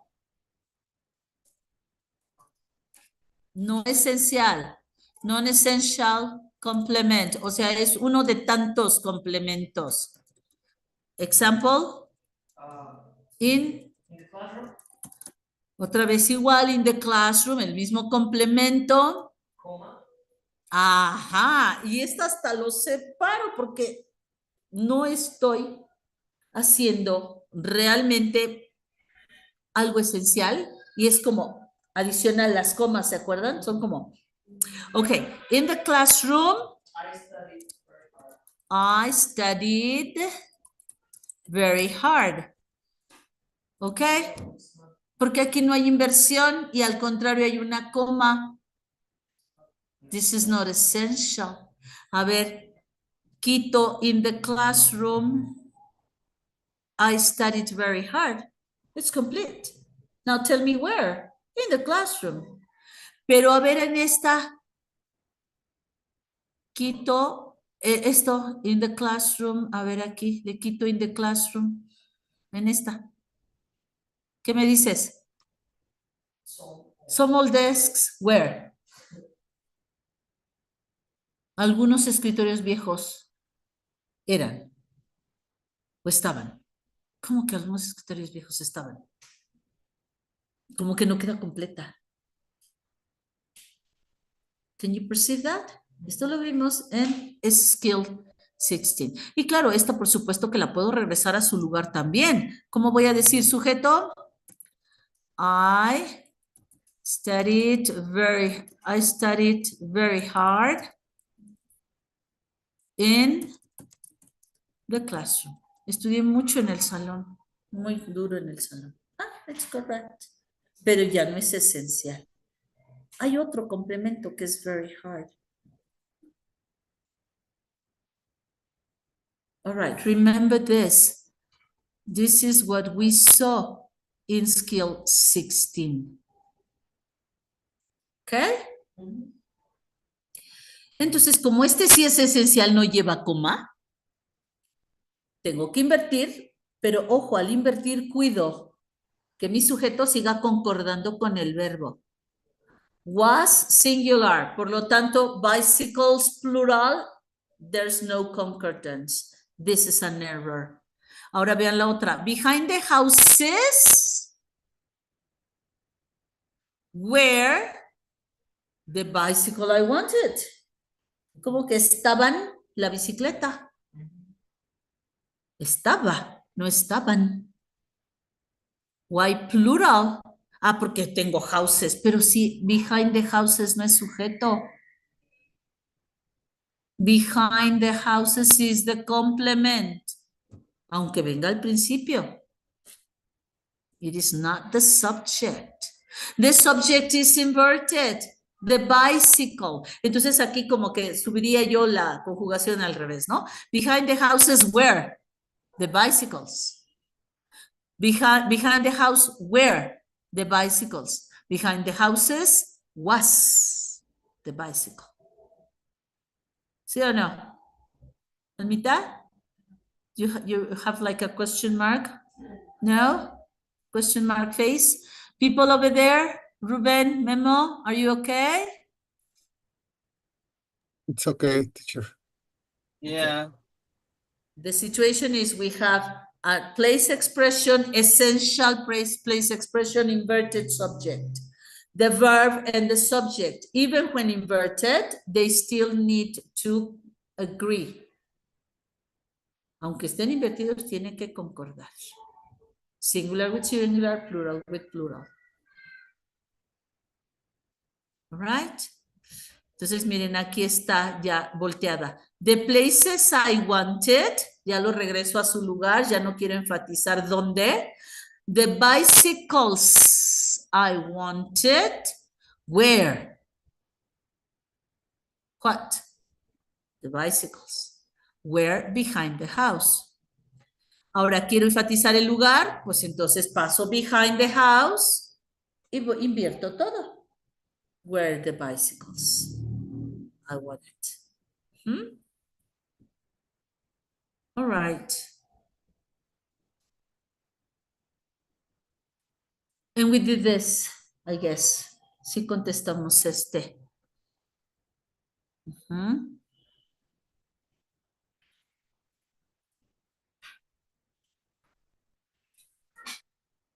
A ver, esta, la número 7.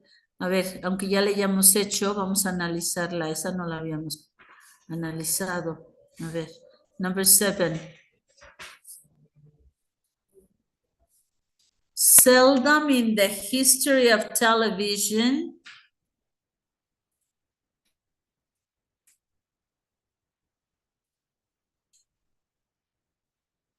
Incorrect, no? Why?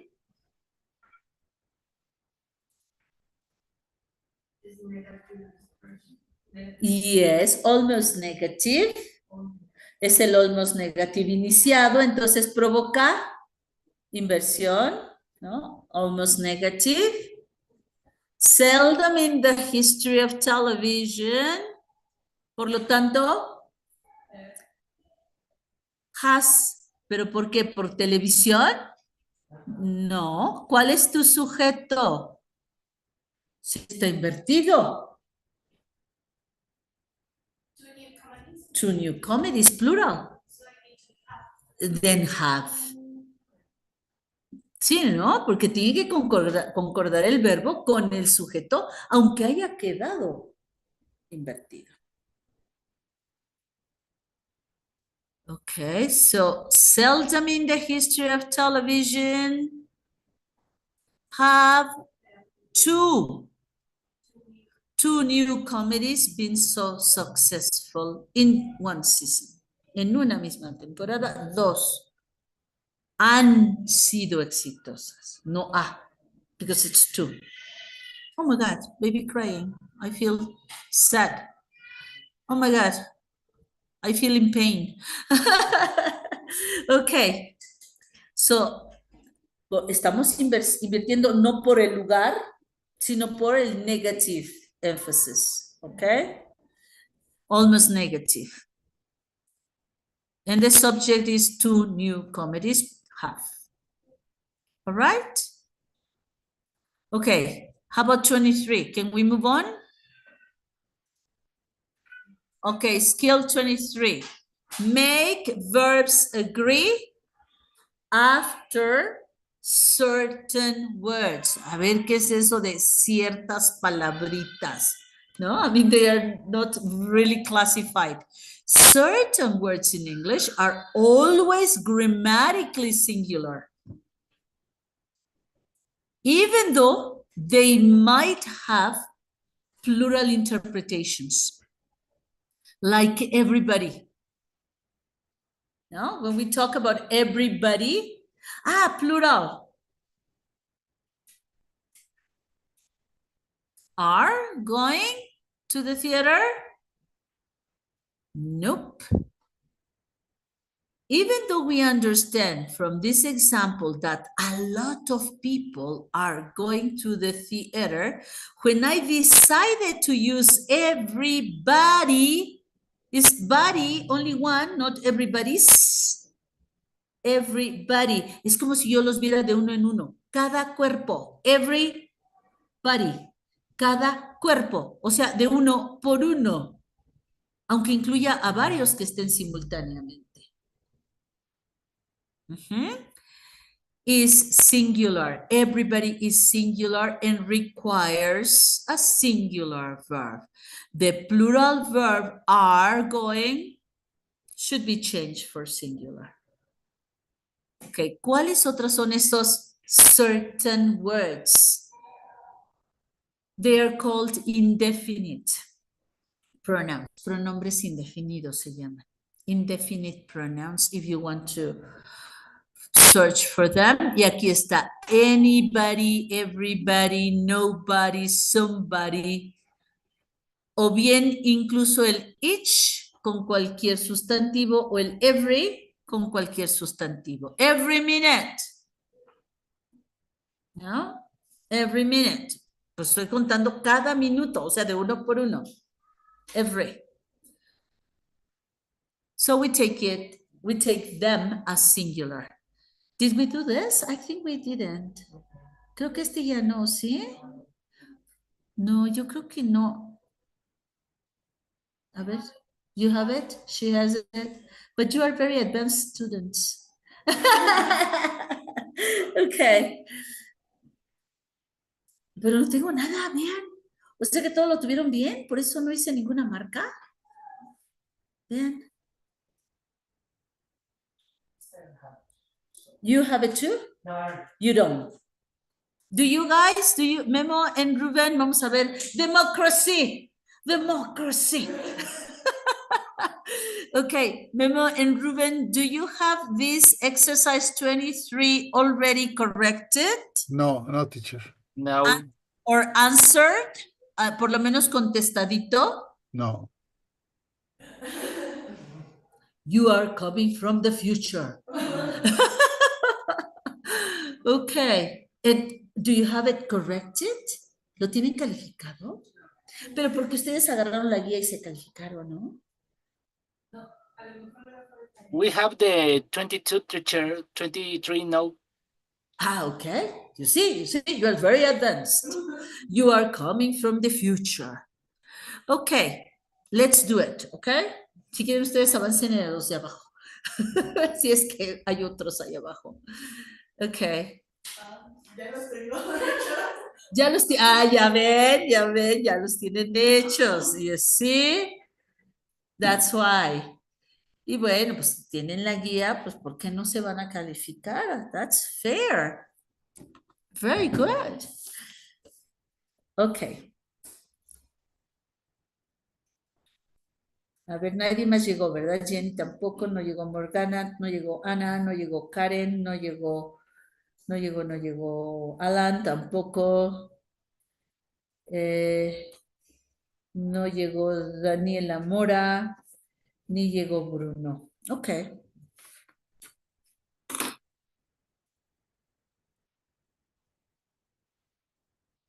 This shouldn't be so difficult, no? Considering now that we have somebody, everybody, each and everybody, normalmente hasta los juntamos, ¿no?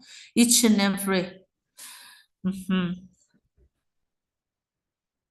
But if you say that second one in Indefinite pronouns, pronombres indefinidos.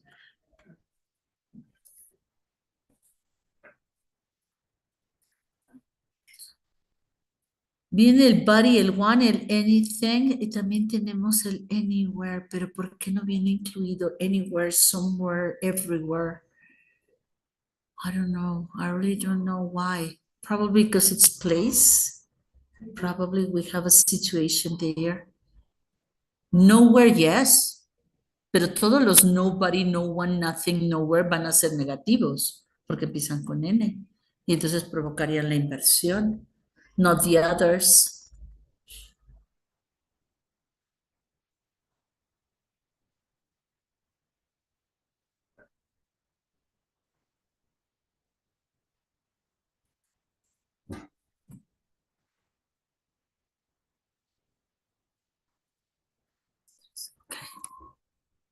Done?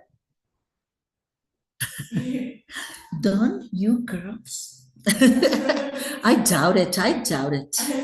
weeks ago. Weeks ago.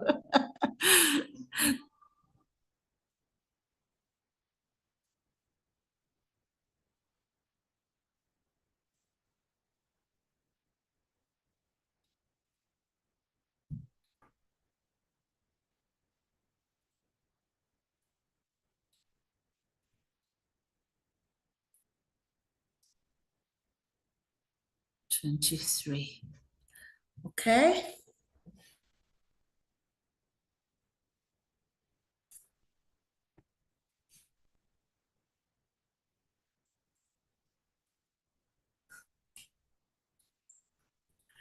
Can I dictate the corrections? Okay. 3, right? 3 incorrect, 4 incorrect, 5 correct, 6 incorrect, 7 correct, 8 incorrect, 9 correct, and 10 incorrect. Is it okay, guys, over there? Wasn't it too fast? ¿Sí les di tiempo? Yeah, over there online? Yes, teacher. Okay. Good.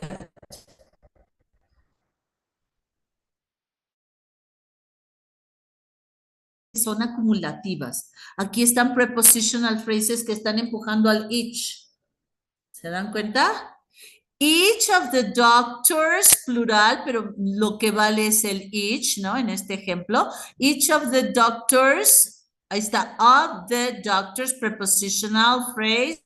In the building, another prepositional phrase and the verb. Se fue empujando el verbo.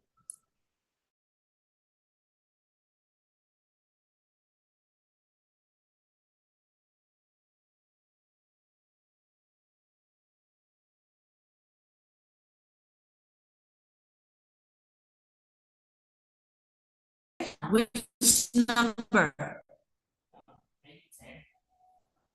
8 and 10? 10. Nothing before 10? No? Yes? 8. Every man, woman, and child in this line are required to sign the forms in order to complete the registration process. Tenemos una listita, ¿no? Pero ¿cuál es el eje? ¿El man? Every. So, no. Singular, ¿no? Every man, o sea, cada hombre, a ver, de uno por uno que sea hombre. Every woman, a ver, cada una que sea mujer. Every child, a ver, estos niñitos uno por uno. So at the very end, what do we have? Correct or incorrect? What do we have? Is. No importa que tengo varias, están en comas. Las comas implican este y luego este y luego este, ¿no? But every is the keyword. Every plus something. So every singular. Okay. And 10. The company reiterated to reporters that nobody has been dismissed. Nobody has. Singular. Okay. Nobody has. Y aquí no hay inversión. ¿Por qué? No. Porque nobody is the subject. No estoy enfatizando un complemento negativo, sino es el sujeto. Nobody came yesterday or last class. O sea, ahí el sujeto es nobody. Así como si yo dijera somebody came last class or everybody came last class. Es el sujeto. Aquí el no está visto como un complemento de negación que venga al principio. Porque si no, si él es el sujeto, ¿con quién lo voy a invertir? Si el mismo no es el sujeto. Cuando tengo la marca de never have we, ok, ahí está el we. Lo invierto, porque el sujeto es we, aunque tenga yo never. O nowhere have I seen this type of situation. Okay, never. Son como complementos que los cambio para dar el énfasis, pero después los regreso. pero aquí son sujetos. Entonces, no puedo hacer la inversión del sujeto nobody, have nobody been, or has nobody been, porque ¿qué me provoca la inversión? Si no hay una negación que me esté obligando a invertir el sujeto es nobody. ¿Ok? Si notan aquí que aunque empieza con nobody, that's the subject. It's not the complement being emphatic at the beginning. Solo cuando empiezo por énfasis. Pero aquí no es énfasis, aquí es sujeto. Nobody has been dismissed. So the error is the conjugation, the correspondence. In singular, nobody has, everybody has, somebody has. If nobody would, then no one, It's the same. It's the same. Yeah, no one has been dismissed. Nadie ha sido corrido, ¿no? Eliminado. Okay. Got it? Fíjense, aquí es algo bien importante, porque si yo no tengo sólido sujeto, verbo, complemento, veo el nobody y voy a creer que está mal, pero por la inversión. Si yo la pusiera correcta aquí, has, me la podrían poner como equivocada y está correcta. ¿Por qué? Ah, porque el nobody debería de venir. A ver, la inversión no es con la negación, la inversión es con el sujeto. ¿No? Aquí teníamos una de seldom, ¿no? La que era invertida, ¿dónde estaba? Esta, la número 7. Seldom, the history of television. Este es el complemento, viene el sujeto invertido. Have two new comedies, o sea, pero provocado por el seldom, que es complemento, no sujeto. Now, if we compare that to this one, where is it? ¿Está aquí? ¿A dónde estaba esa? Ah, no, no, ¿dónde está? Number. ¿A dónde estaba esta? La que estábamos viendo del nobody. Ah, aquí está, ¿no? Ah, number 10, thank you. Ajá. Nobody es el sujeto de la segunda oración, es su oración subordinada, está el that, conector subordinante. A ver, mi oración está aquí. La primera oración es the company reiterated the reporters. La empresa le reiteró a los reporteros. ¿Qué les reiteró? Conector that nobody sujeto have or has been dismissed. Ahí es nobody, eso el sujeto. No es un complemento que me provoca la inversión del sujeto. Okay? All right. And before leaving today, let's see if we can at least move ahead. Well, all this. No, nos esperamos para structures. Okay? Let's do then one exercise here. A ver, uno que se parezca a examen.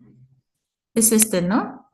Exercise skills 22-23. Choose the correct letter y luego underline the word that is not correct. Estos son dos fragmentitos, ¿no? Parecidos a examen. A ver, por lo menos estas 7. 1, 2, 3, 4, and 5. The ones I have on the screen. What page is that? 149 people. TOEFL exercise skills 20-23. Okay, come on.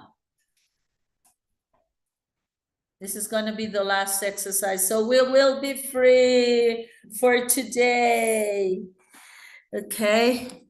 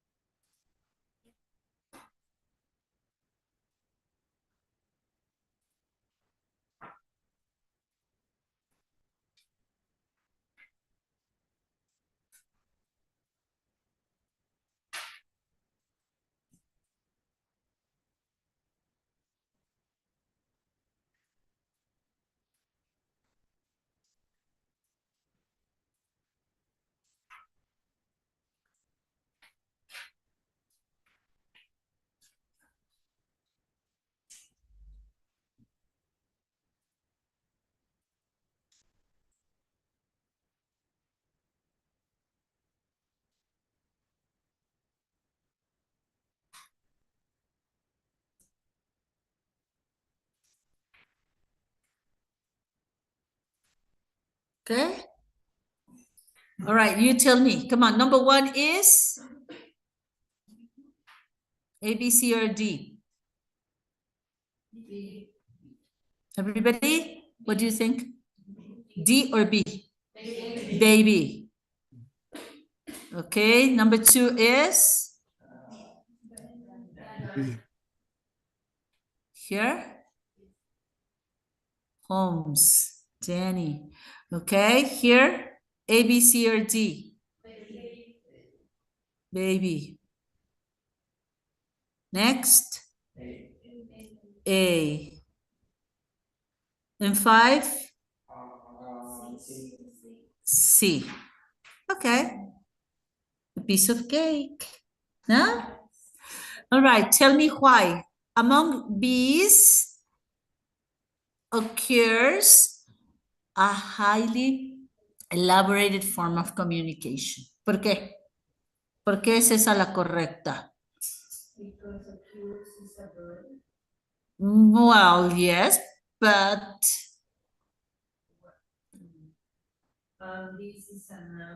yes, but not really. A ver, si bis es plural y occurs es el verbo, pues entonces sería occurs sin S, porque tengo bis. Because of among. What is among? A preposition. And it's telling me where. Where does a highly elaborate form of communication occur? ¿En dónde ocurre esta forma de comunicación? Among bees. Estamos empezando por el lugar. Place expression. ¿Qué pasa cuando es essential place expression? Hago la inversión del sujeto con el verbo. Ajá. So, among bees occurs. ¿Por qué es tercera persona? Porque el sujeto es elaborate form. La forma de comunicación. Muy elaborada. Singular. Form. Occurs. A ver, regresen a su lugar. Dictate it to me. Come on. Yes. A highly elaborate form, preposition of communication, subject, occurs, el verbo where? Among bees. Okay, paso among bees at the beginning y me llevo todo invertido. ¿No? Es como si estuvieran atadas, ¿no? Y jalas la colita, pues te llevas todo al revés. All right? You see? Okay, good. That's the correct one. And the reason why. Okay, why number 2 is letter D? Because it's plural. How do you know that it is plural? Have. And we have Well, no, not on roofs, eso en realidad no me determina. Ujú, claro, sí, normalmente piensa uno que una casa tiene un techo, ¿no? Pero debe haber casas that have, la conjugación del verbo, a home, ¿ok? Este es verbo del sujeto homes. Homes heated by solar energy have. Homes have. Las casas tienen. ¿Ok? Have special collectors, bla, bla, bla. Ujú. Y el are, de aquí la letra B, ¿por qué no? Si también está en plural. ¿Por qué la bateamos? Ya tengo verbo have y el are podría ser, pero necesitaría que después del are viniera. No, two verbs. Necesitaría un verbo, pero en past participle o en ing, ¿no? Lo necesitaría en voz pasiva o en continuo, en gerundio. Okay, good. What about this one? This is very evident. ¿Cuál es el sujeto de are? No, each. Each number. Each. Each. No, el puro each, solito, aunque sea each number, aunque sea la lista de each number and figure, ¿no? El each ya solito se lleva el singular. ¿Ok? Each. Actually, in a binary system, is a prepositional phrase or not? Where? In a binary, yes, of course. In a binary system, yes, es una frase preposicional para calificar cuál número. No, pero ¿cuál número? In a binary system. O sea, el número del sistema binario. ¿Cuál número? ¿Cuál cada número? Pues cada número del sistema binario. Yes. Is instead of are. Number 4. Scientist at the medical center. ¿Dónde está mi sujeto?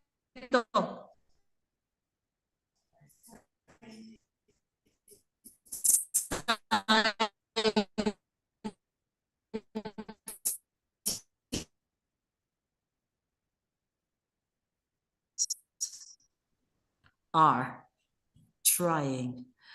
And number 5, on the rim of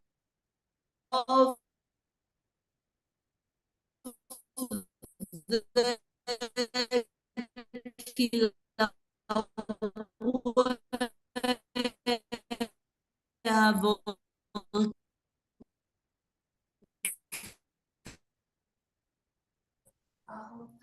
a hotel, claro. Está invertido. ¿Por qué?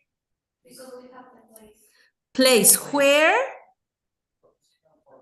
is there a hotel? ¿Dónde está el hotel? ¿No? Where is it? On the rim of the Hallowell volcano and the Hawaiian Islands. Tengo dos frases preposicionales. Of the Kilauea and in the Hawaiian Islands. Pero en realidad ellas no son sujeto, ni el on the rim, ni el Kilauea volcano, ni the Hawaiian Islands. El sujeto es a hotel.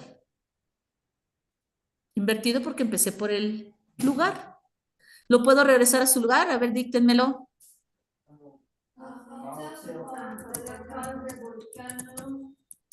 Yes, a hotel called the Volcano Hotel.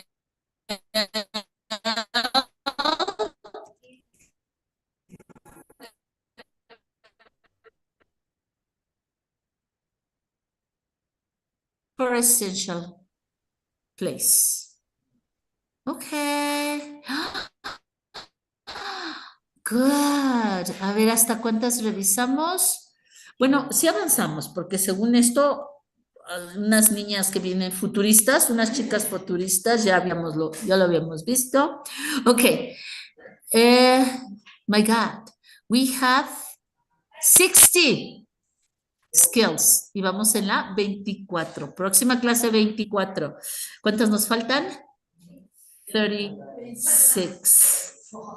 Bueno, pero esperemos que conforme vamos machacando sobre lo mismo, cada vez sea más fácil, ¿no? Plus the listening ones. How many are there in listening, by the way? Ok, nos faltan 36 más. Oh my God, and we reached up to. A ver, ¿hasta cuál hicimos?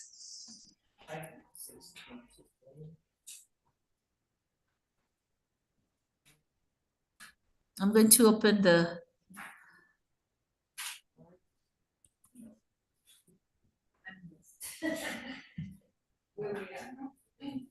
A ver, déjenme ver qué voy a guardar antes que otra cosa suceda. Aquí.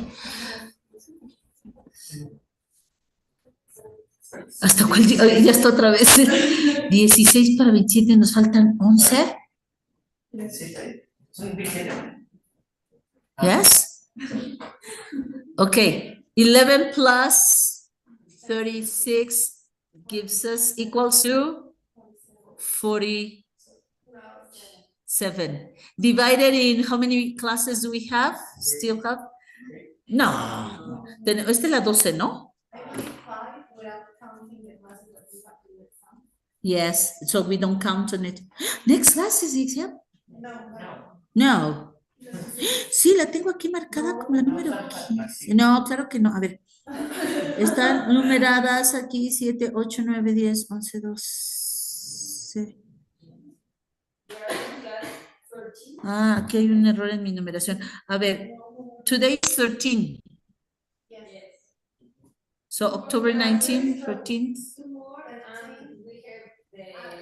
So the exam will be on October 26. Ok, déjenme la muevo porque la tenía al revés. Ok, y como yo aviso para que me preparen los exámenes, les voy a avisar incorrectamente. Entonces, October 26, another mock exam. Y entonces nos queda la del 19, es una. November, ay, el 2 no. Ok, November.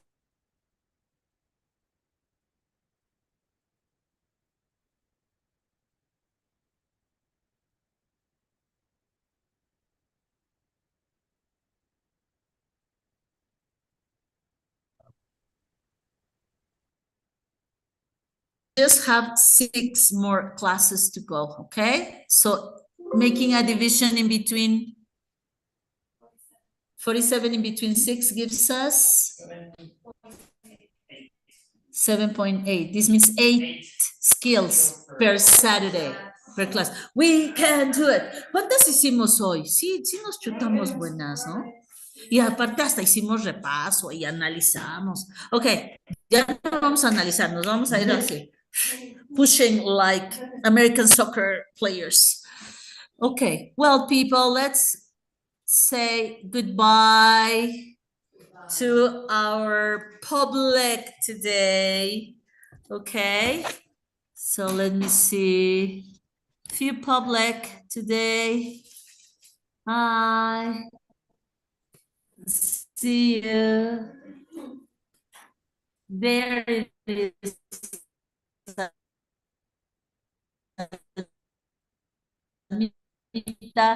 And the ghost, el que nos was nice to have you here in the class. Thanks for the effort, everybody, of being here.